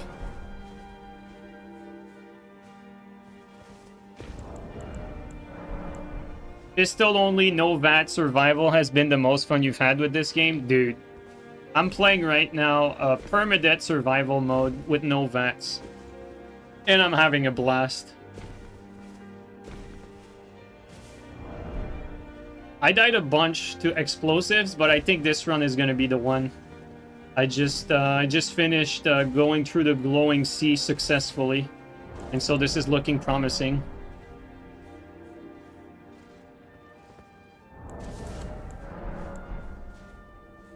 I resisted the poison from a legendary mosquito.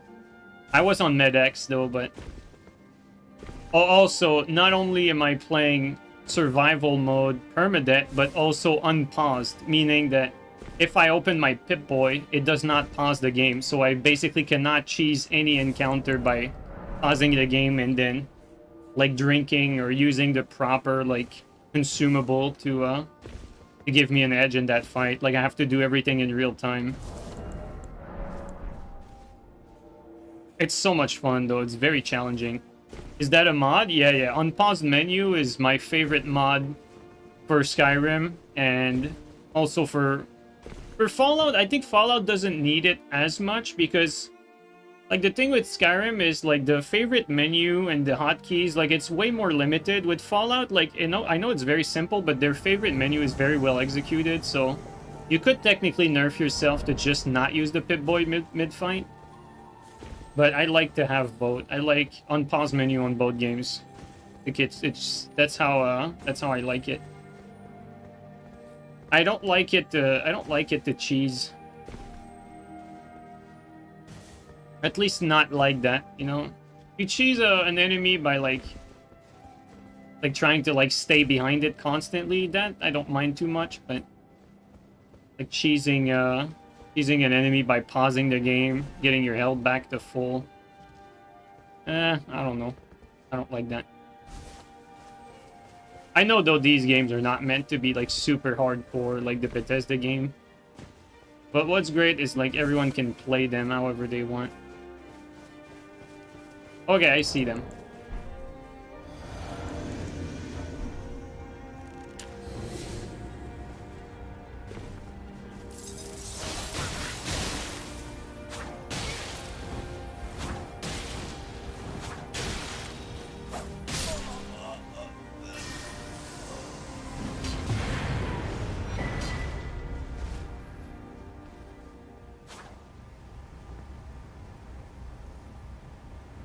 Skyrim is super hardcore now? Oh, that's what I said. They're not meant to be super hardcore. That's what I said. But, like, the way I'm playing them with, like, the permadeath and, like, the maximum difficulty, it does make it very hardcore. Like, it makes it quite difficult.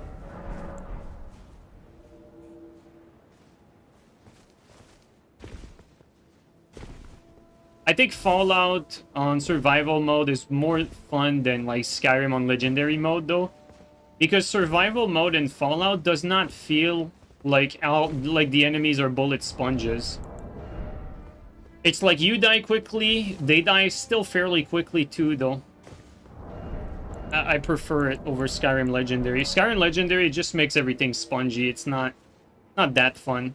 Like, the survival mode in Fallout is just sweet spot for me. Like, as far as, like, hardcore damage or hardcore balance is concerned.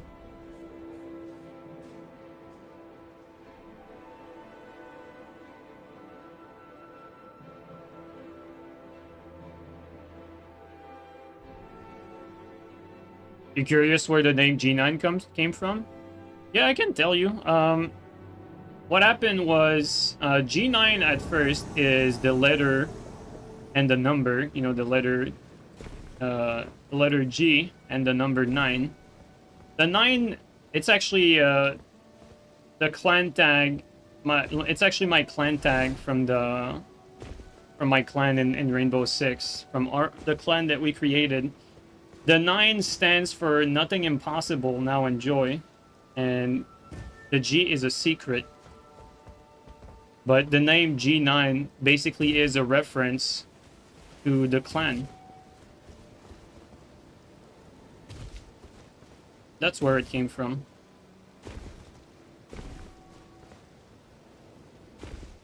That's cool. Yeah, that's cool that it's not just like some random name. It's like these guys are just looking to gank me there. Yep. We're gonna wait for a teammate. Oh, we got a teammate. We got eternal lives. All right. Okay, fuck. Well, that's unfortunate for me. I'm not gonna have time to make it.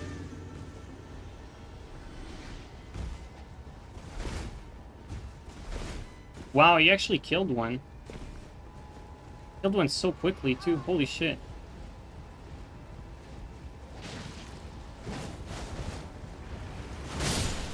Holy... Yo!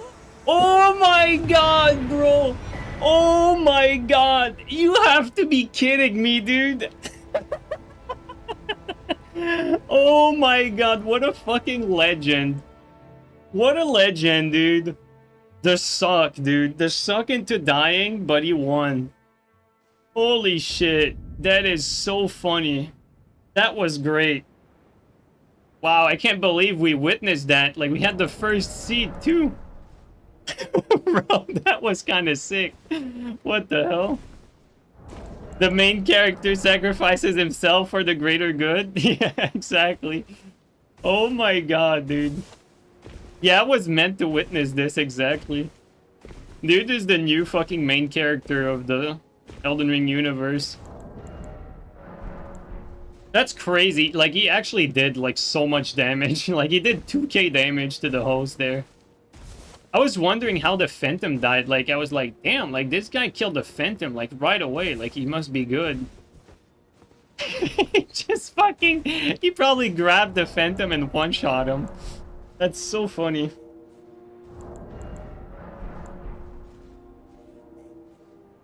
Yeah, that was great.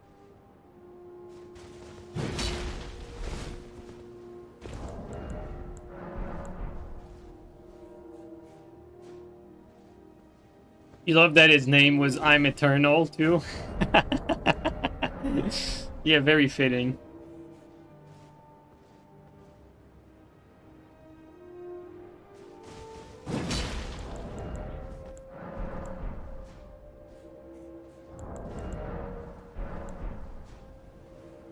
Legendary suck. Nice.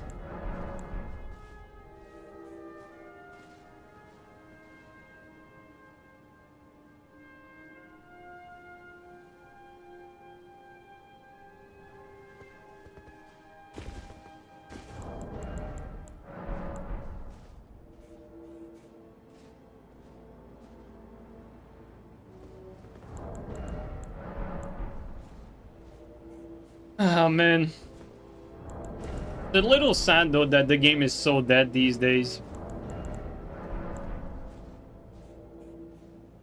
Like, every time we stream, like, we usually only stream for 2 hours instead of 3 hours now. Purely because, you know, it is like what... It is like right now, like, it takes a while to get one invasion, and I think we've played Shack, like, 3 or 4 times now today. Probably 4 times, actually. Like, not only are we getting little invasions, but we're also getting the same people.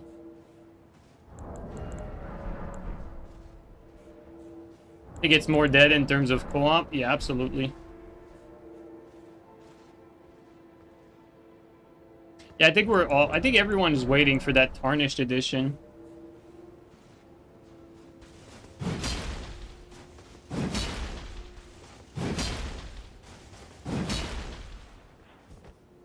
Like, no one's playing now. And maybe I'm not playing at a right time, I don't know.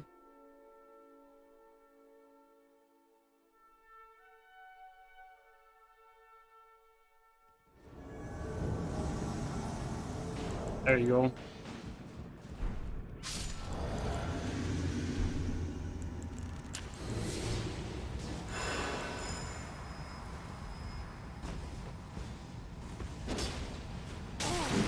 Oh my god, bro. What a fail.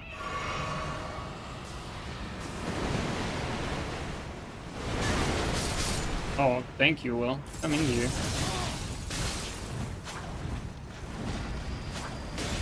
Oh. Thank you for the assist.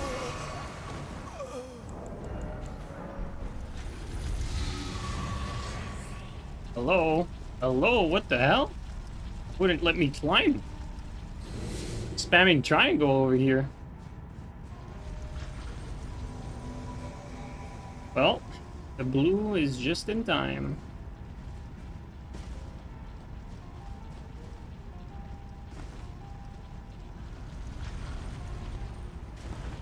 But,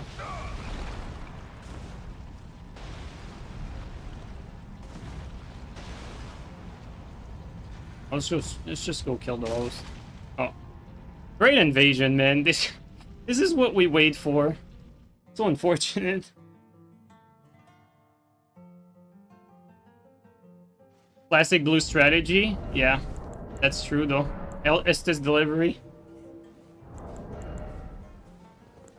How long do you think it will take for FromSoft to release another game that has PvP? Well, it depends. Do you consider Duskblood to be one of them? Because I know no one's gonna play Duskblood. No one's getting a Switch 2 to play that game. Probably gonna fail, like, miserably, but... If you don't count Duskblood... And I don't even know, like, what's the timeline for Duskblood? No, you don't count it? Okay. Ah, man. Let's see. I don't think we have another, like, mainline game. Actually, I don't know. I don't want to be pessimistic because, on the one hand, yes, Duskblood is coming because, you know, they've announced it. But how much of a side project is it?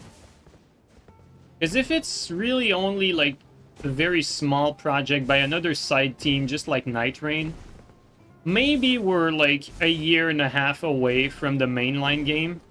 I say the mainline game. I don't know if the mainline game is going to be like an Armored Core game, King's Field reboot, Dark Souls 4, new IP, Sekiro 2. Like, I don't know what it's going to be. But minimum a year and a half from now would be the next mainline game. And again, when I say mainline game, we're like taking like all the mainline franchises that FromSoft has. And realistically, minimum 2 years. Like I said, a year and a half, that's like best case scenario. Like realistically, probably 2 years from now.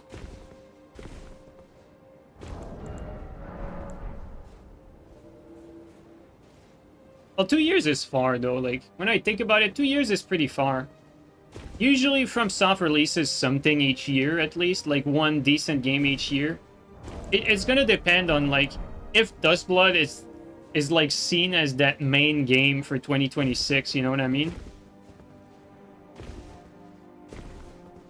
Like, if they see Duskblood as, like, this main project for 2026, then we're in trouble. It's gonna come in, like, 2027, the mainline game.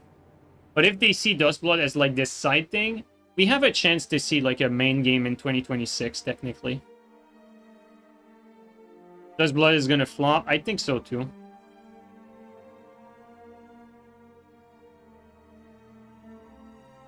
Bloodborne 2? Yeah, I forgot about Bloodborne 2, you never know.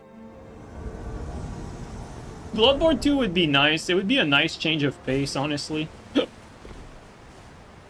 I think that's what I want the most, like something fresh, right?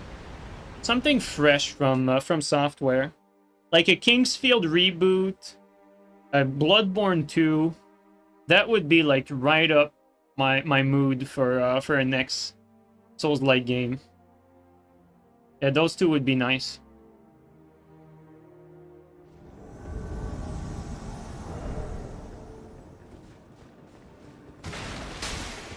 I wouldn't hate the Dark Souls 4 either.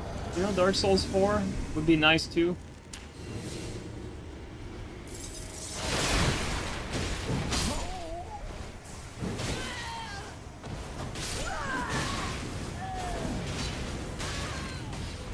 This guy knows how to play.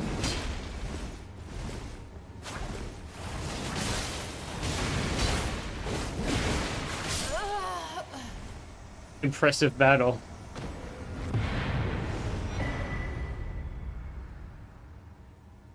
Nightreign DLC, perhaps? Yeah, I forgot about that. The next thing that's coming is probably the Nightreign DLC. You're right. Yeah, you're right. Nightreign DLC is the next thing, but I mean, that's like a side thing. But it might be a side thing. I mean, it still counts as, like, project... Like, look at it this way. FromSoft wants to fill their calendar with, like, new projects or side project or sources of revenue, like, constantly. Like, over the years. Like, they don't want to have, like, 1 year where they don't release, like, anything. They always want to have a little something. That's their goal. And so, for the end of the year, you're gonna have the Nightreign DLC. Now, probably for next year, the next thing is probably gonna be Duskblood. And then, after that, you're gonna have that mainline game, whatever it is. But, like, depending on how big Duskblood is, Duskblood could be the thing for the whole year, which I really hope it's not. Or it could be, like, the little side thing for the start of the year, and then maybe in, like, Q3, Q4 of next year, 2026, maybe that's when you're gonna get that big project. But, like, you know, too much speculation here. We're just going about what makes sense, not necessarily about what we know. Stuff next game will be the Resident 2. Please don't hurt me. You're gonna hurt my heart. Duskblood being a Switch exclusive is a massive mistake in your opinion. I agree with you. I think the reason they did it is probably because they probably had an offer so fat that they could not refuse from Nintendo. And the game is probably already paid for by Nintendo. And because Nintendo is not very smart, they probably wanted a From Software game no matter what, because they understand that FromSoft make good games, and so like they said, we want an exclusive, make us something. Then FromSoft was like, alright, here you go. PvP exclusive game on your shitty online... Man, I don't even know what qualificative to give the Switch 2 for the online, but what a terrible idea. Like you said, like, Duskblood should have been like a title that's made for the mainline consoles and PC. And hopefully it's just a timed exclusive, but I feel like it's gonna hurt the PvP. Like Duskblood almost feels like a sabotage attempt by FromSoft at killing PvP in their game. Like, that's almost what it feels like. Because Duskblood is set for failure. It's a niche mode. PvP is still niche, because FromSoft never made any effort for casuals to actually start enjoying the PvP. Like, it's always been niche because they never gave it the proper care. And then they're going on a niche platform, even though Switch 2 has sold massively. The Switch is a platform that's mostly for single-player games. And when you're releasing a niche multiplayer game that's made for a niche audience, and your niche audience is not on said platform, like, you're really limiting the potential audience that your game can have. And so, like, the only audience that this Duskblood is for, like, on the Switch 2 would be, like, these, like, Smash Bro people that play, like, you know, the whatever PvP game that there is on Switch 2. And, you know, the people that have every fucking console in existence, so they'll get it they'll get a Switch 2, they'll get an Xbox, they'll get a PlayStation, they'll get a PC. Yeah, it's for these people as well. But it's still very niche in comparison to what they would be able to tap into if they just released the game on PC, for instance. Like, on PC, you'd have, like, the bulk of the PvP audience buying it there. Same thing with PlayStation. Like, if it was there, you know, you'd have the PvP crowd getting the game and be excited for the game, but because it's Switch 2 exclusive, you know, limited to 30 FPS, Switch 2 performance for Elden Ring is already, like, announced to be terrible. It does not look good. Like, it's not a good look for Duskblood. It looks pretty grim. So that's why I say that it feels like they're almost setting it up for failure. And setting it up for failure, like, for them, like, it did not fail because they had a project that was basically, like, paid off by Nintendo, like, in advance. Like, I assume that's what happened. So for them, they have, like, nothing to lose for FromSoft, because even as far as, like, quote-unquote brand damage is concerned, it's not gonna do any damage because it's on a platform that none of their audience really cares about. That's what's crazy here. It's like a weird move. Honestly, if I was FromSoft, I would have made that Duskblood game to be like a small PvE game instead. A small PvE game exclusive to the Switch 2 would have made so much more sense if they had a deal for a Switch 2 exclusive. That's just me, though. Not every game needs PvP, and clearly the Switch 2 is not the platform to do it. Every year, FromSoft surpasses itself. Yeah, they do. Any thoughts on the new Lords of the Fallen 2? I'm gonna be honest with you. I don't think the devs for Lords of the Fallen are doing what's necessary for PvP-wise. I don't think they understand what they need to do as far as peer-to-peer is concerned, so on one hand, like limited by the limited resources that UE5 gives out of the box as far as peer-to-peer is concerned. And so I definitely foresee the online to be terrible for PvP, probably passable for PvE, or decent for PvE probably, if they've improved it, which is probably the most important thing for them. And after that, I hope that they improve on the quality of what they had going on. I feel like, you know, I definitely look at Lords of the Fallen as like an inferior in every way to Souls games, like by a long shot too.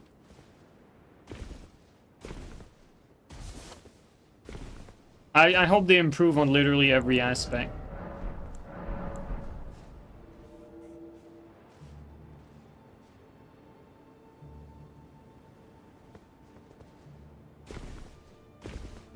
Like, to me, it's clear, like, it's not, this is not about Lords of the Fallen, it's about developers in general, like, game developers that are attempting to make games in the Souls genre.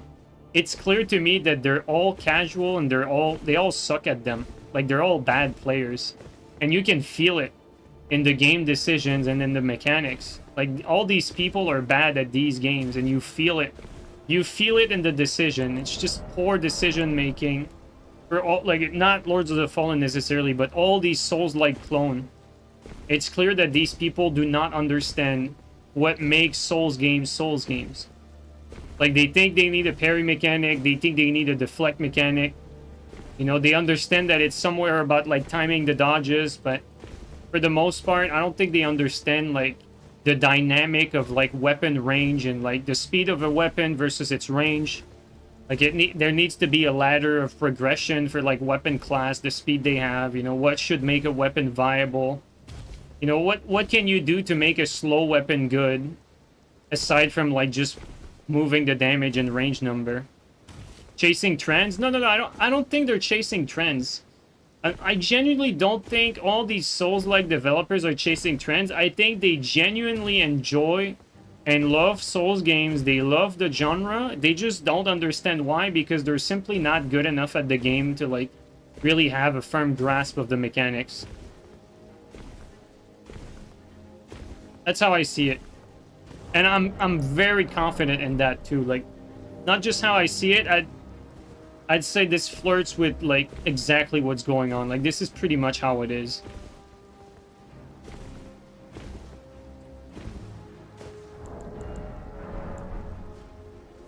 Nioh 2, I can't really speak about Nioh 2. I have not played it, so.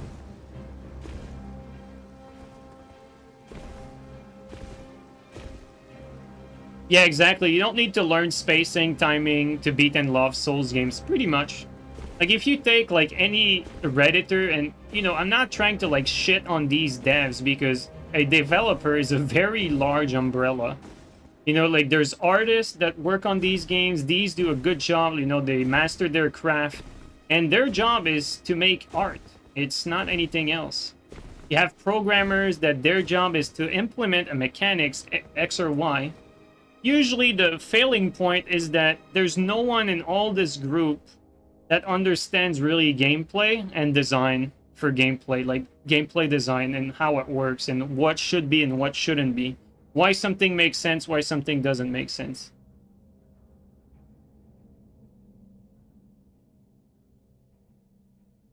Like, you know, a deflect mechanic that builds up a meter just by reaction, a reaction deflect is just proof that you do not understand, like, even the parry mechanic in these games. Like, the thing with, like, riposte mechanics is, like, the idea is that you predict the attack that's coming with a precise timing. Like, it is a prediction. It's not a reaction. I think that's, like, one of the, like, first thing that comes to your mind when you play some of these games. Like, these devs don't seem to understand that it's supposed to be a prediction, not a reaction. Otherwise, it takes away the challenge aspect.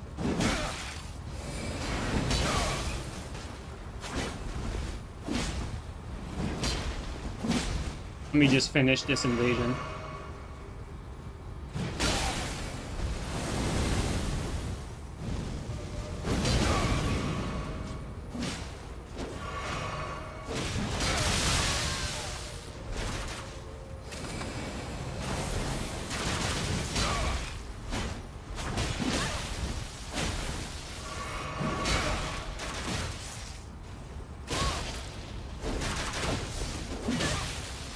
ate my input there.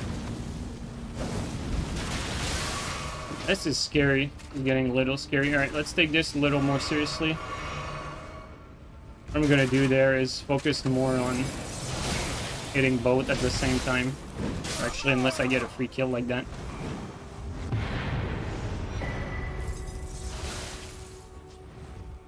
Oh, he was light rolling.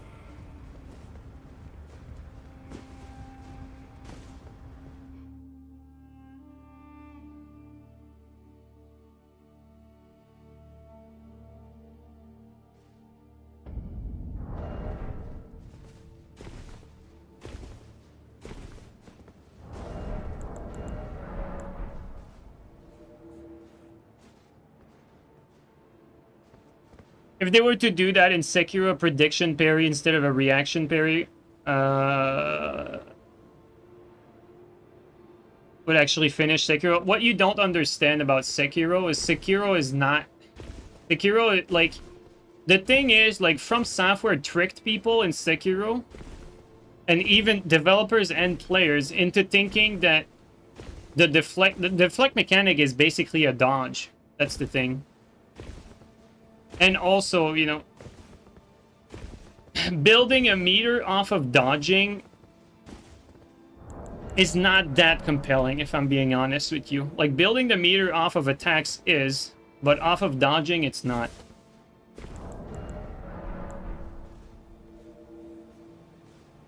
Like, Sekiro doesn't play exactly like Souls game either. Well, I mean, you guys know that, but...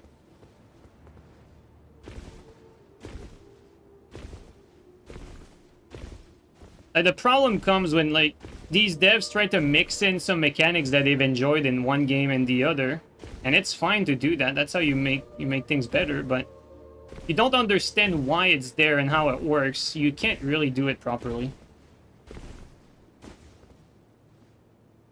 Yeah, exactly, Odium.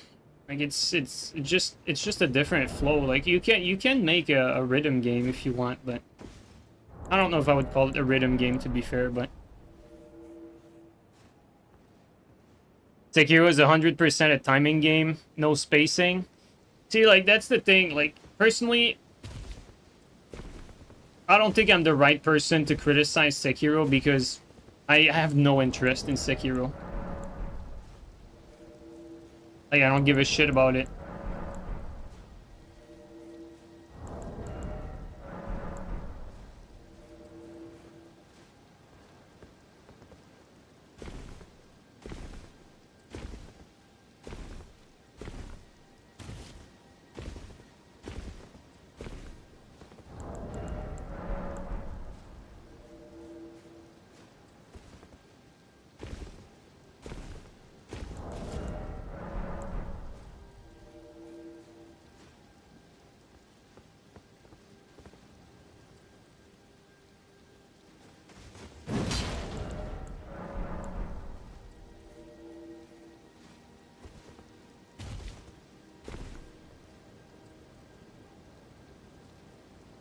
Any thoughts on predictable input and the philosophy that FromSoft has applied with Elden Ring bosses? You think they should continue in that path?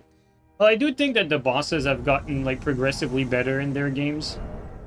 Although I do think that the whole hack and slash concept is a little dated. And if you look at an older game like Shadow of the Colossus, that has existed for years now. You can see how, like, big bosses are, like, very dynamic, very interesting, all feel different. Oh, he actually got a headshot to save him.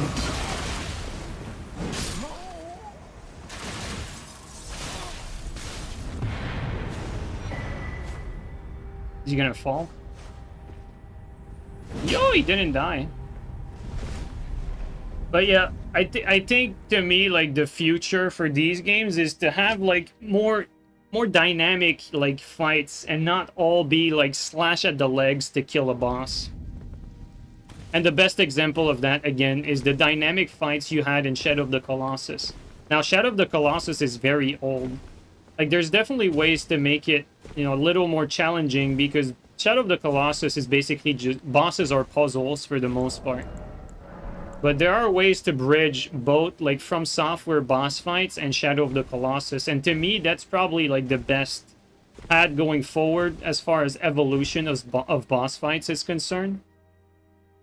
Dragon's Dogma has always flirted with that, but, like, they just don't really have enemy variety for the most part. And the nature of Dragon's Dogma is just very cheesy, so it's not a very good example to give.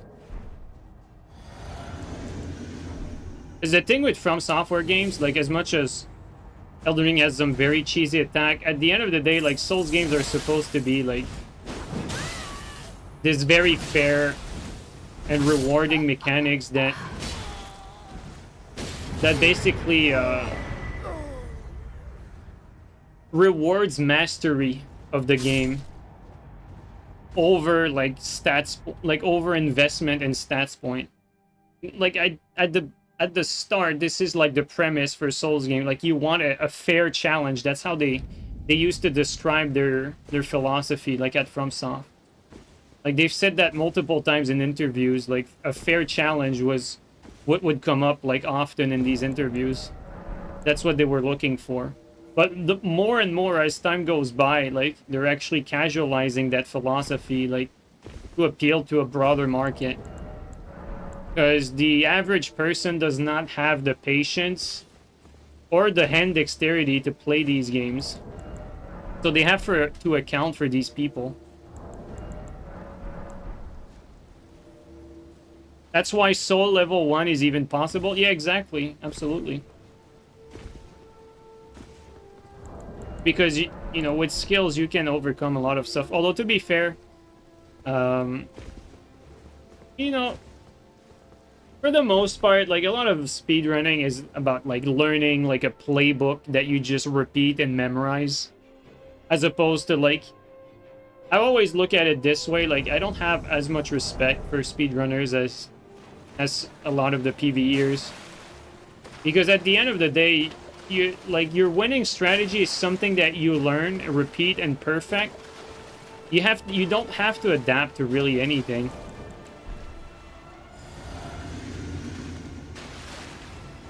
It's just a different skill set, and you compare that to PvP, like, doesn't matter what I do, my fight here is going to be different than the next fight and the fight after that.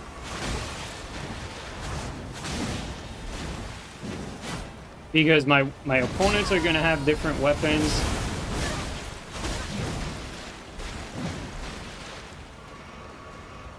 You know, they're gonna be different, they're gonna play different. I have to adapt to every situation differently. It's a lot harder to do that. And I can get frame trapped too.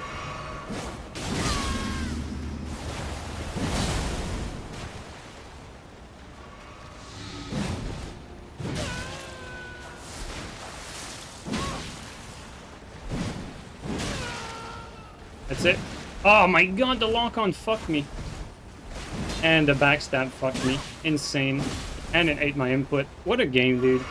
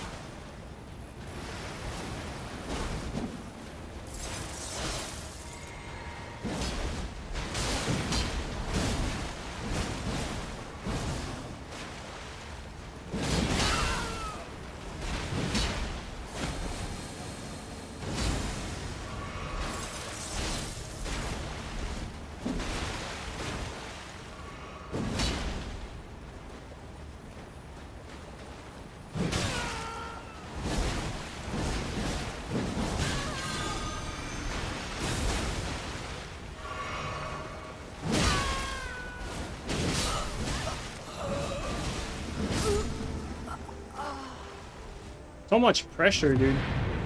The anime site.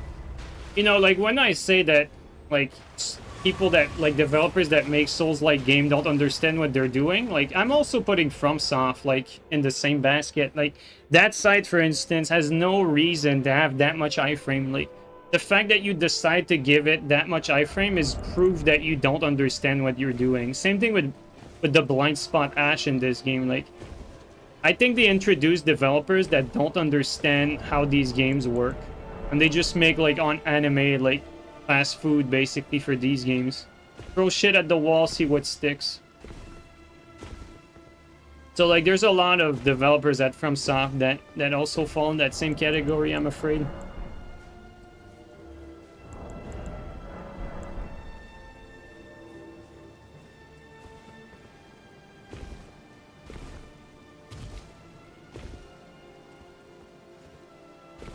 What's my favorite fight in Souls? I don't know. I mean, there's a lot of good boss fights. Like, let's just see in this game. I mean, Margit's a good boss fight, like the first one that you fight. That's a good one. Let's look at the map. Ronaldo's an interesting fight. When you get to fight Ronaldo, it's a pretty interesting fight. I don't hate it.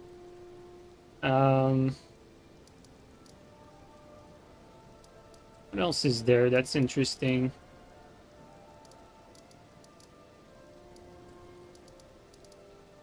Millennia is a good fight, I think.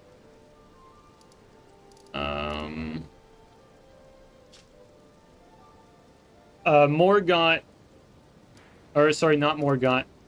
Moog, I think, is probably the best fight in this game, in my opinion. I really feel like Moog is the perfect blend of, like, challenging, fair, like, fun. I really enjoy Moog. But, I mean, there's a lot of good fights in this game. Radagon's also a lot of fun. But Moog feels like pinnacles of fair.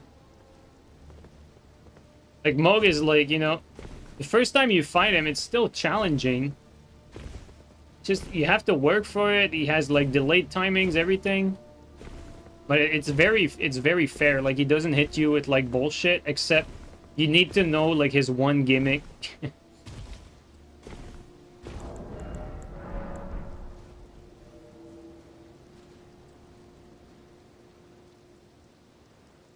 Elenia's a good fight, G says, but you remember me getting carried by chat? No. No. Dude, like, people... I'm gonna be real with you guys. Like, out of all the first playthroughs for the DLC, because I have, like, my first playthrough of the DLC on YouTube, I basically, like, beat every boss in 1, 2, or 3 tries. Like, for the most part. You know, and blind, right? None of your quote-unquote top speedrunners did that. You're not gonna find any of them with that sort of content, like, on their first run on YouTube. Like, you know, beating these bosses on their first attempt. Especially not at 125. So I played the DLC at 125.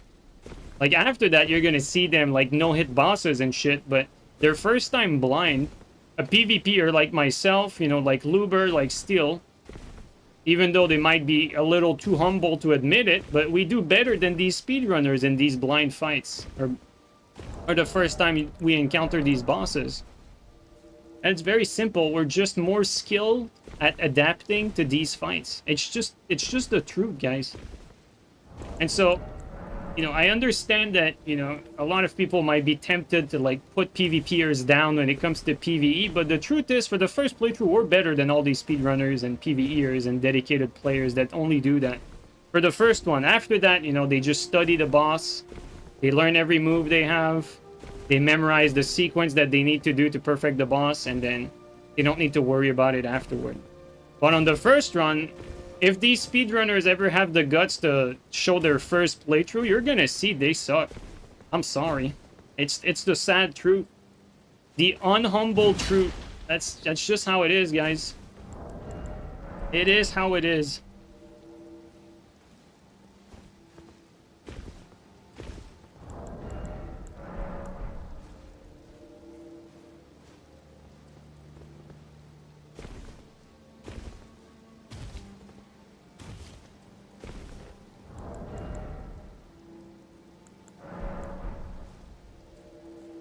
And also, like, not all speedrunners are made equal. Like, Gino is an actually skilled speedrunner. Whereas I look at a lot of these other ones that are quote-unquote successful, it's difficult for me to find an ounce of skill in what they're doing, because all they do is just memorize something that someone else came up with for a route. Like, most of them don't even make their own routes. They just, you know, they just take a route from somewhere else, a pattern from someone else. And they're like dancers. They learn a choreograph and then they execute it. You know, they're good dancers. They're good at that choreography. But are they skilled?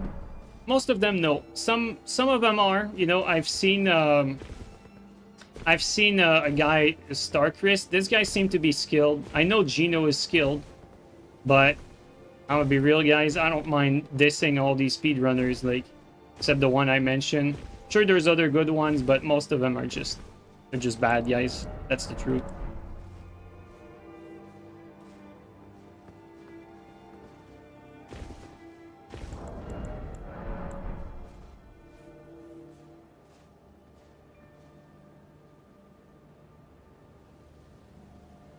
The point is why a tennis player would not respect a golf player. Because in both of these examples, both of these sports are very skill-based. Speedrunning is not really like that necessarily.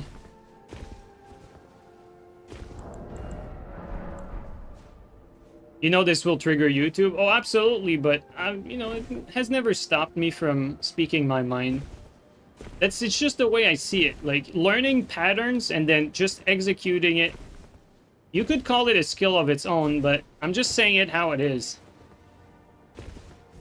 You know, just like dancers. Dancers learn a choreograph, and then if they can execute it perfectly,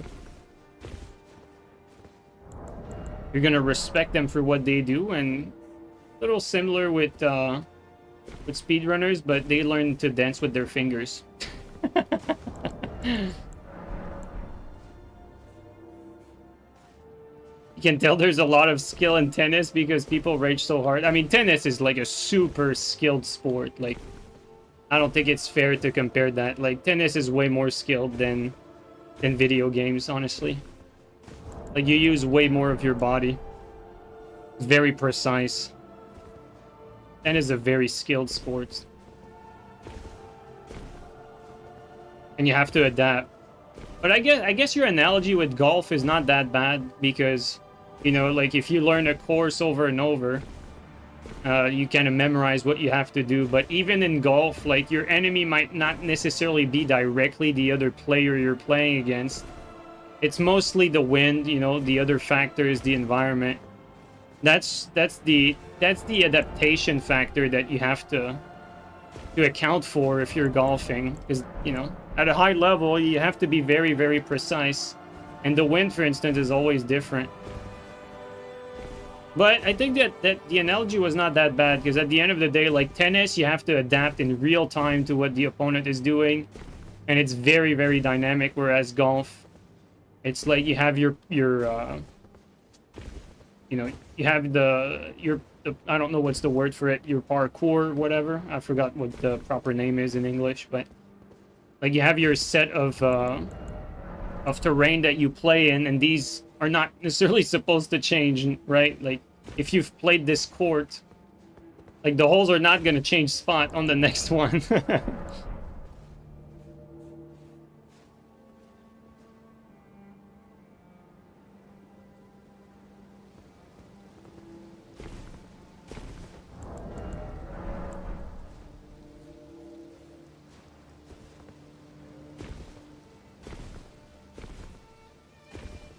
Well, the analogy with dancers was just purely like memorizing something.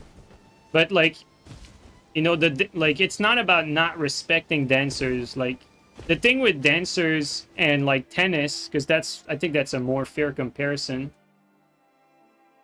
Like, the conversation is not like respect or not. It's more like, do you actually think that skill-wise a tennis player is like more skilled than a dancer? Because the two skill sets are very different.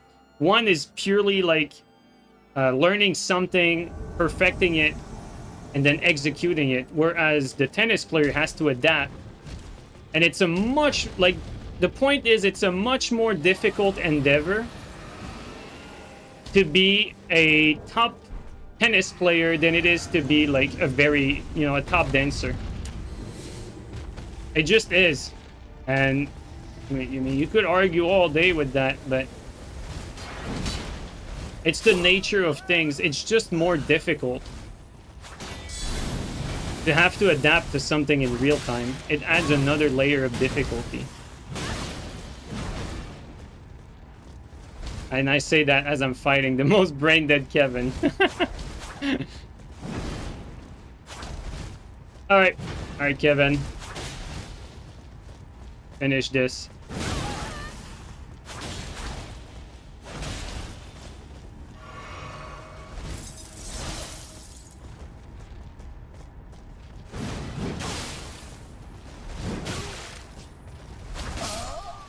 There you go. But I'm gonna be real with you guys. The thing with these comments, like, you know, like what Olgren is saying, like, there's always, like, something that's underlying behind these comments. Like, the reason why Holgren, like, does that, like, I've seen, like, people send me, like, screenshot of, like, shit talk that Olgren was doing in, like, in some discords, for instance, right? So, at the end of the day, that comment in chat exists because the guy does not like me. So, no matter what I say, he's always gonna find something, you know, some point that he wants to put forward to, like, prove me wrong, so to speak. So at the end of the day, a lot of these comments are based on bad faith as opposed to real arguments, and trying to, like, sway the discussion elsewhere is not what this is about. Yo, Austin, thanks for that, man. I really appreciate that.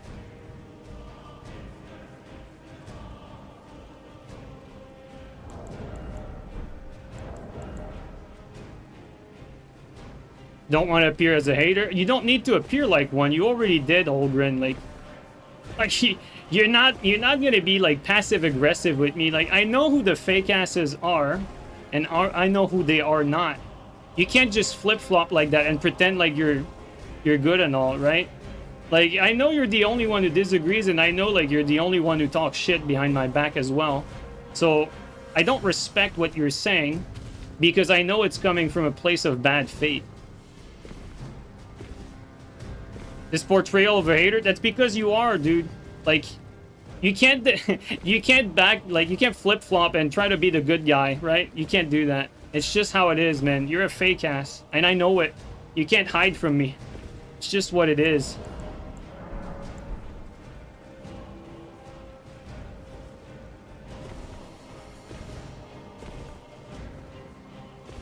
If it was Chirico that disagreed with me, I would have been alright. He probably has something that he truly disagrees with. Because I know Chirico is not the type of person to do that.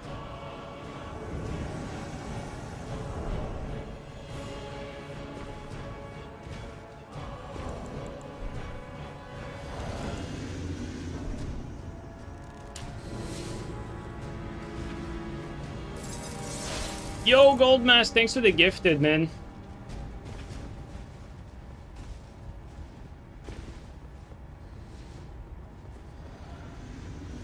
Alright, do this. Oh, I have the matchup advantage here.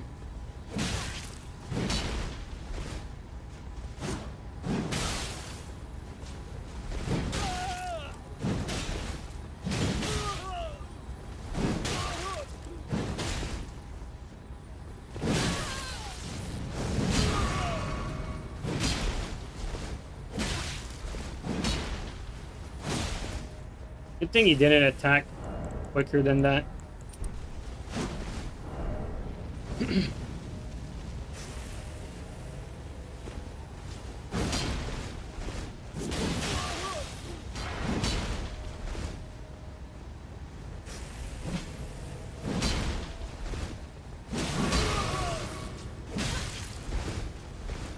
Actually very close.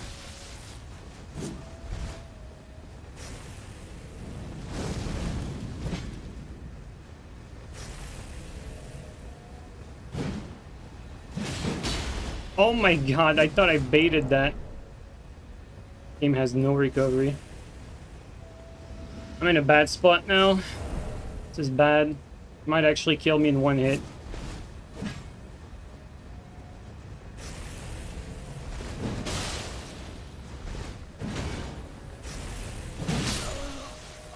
Should not have been that close.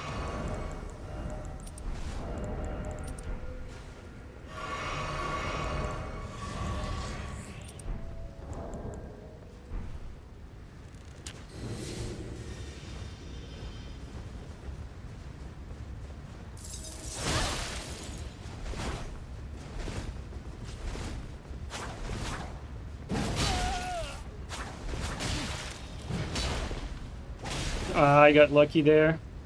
The game bamboozled him.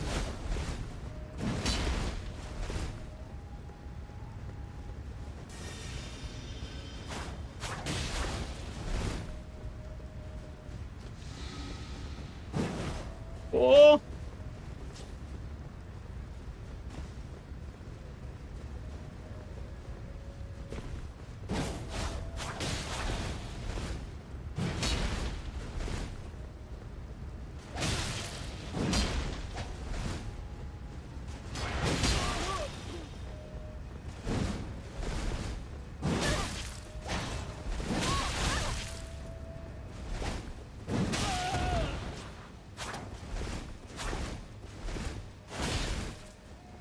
A pretty close fight.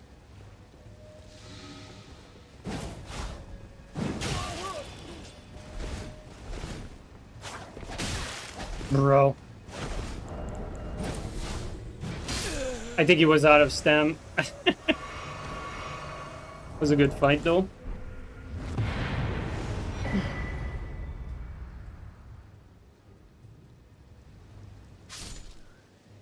Yeah, I think he was out of stam because that was a bad punish by me at the end. Like, he had time to roll, but I don't think he, I think he didn't roll because he was out of stamina.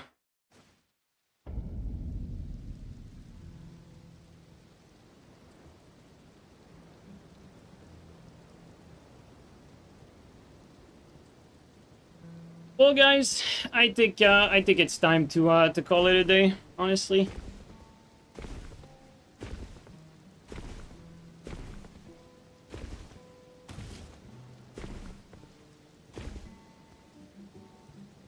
Thank you guys for coming by the stream. Really appreciate it.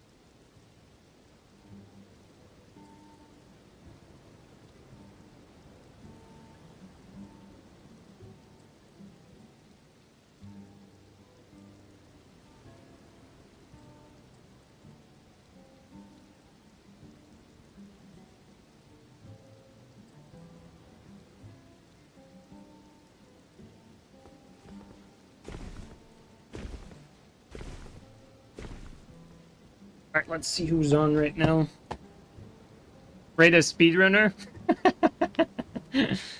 Bro, I'm gonna stay in my lane with my unpopular, truthful opinion. Or honest, not truthful, let's just say honest.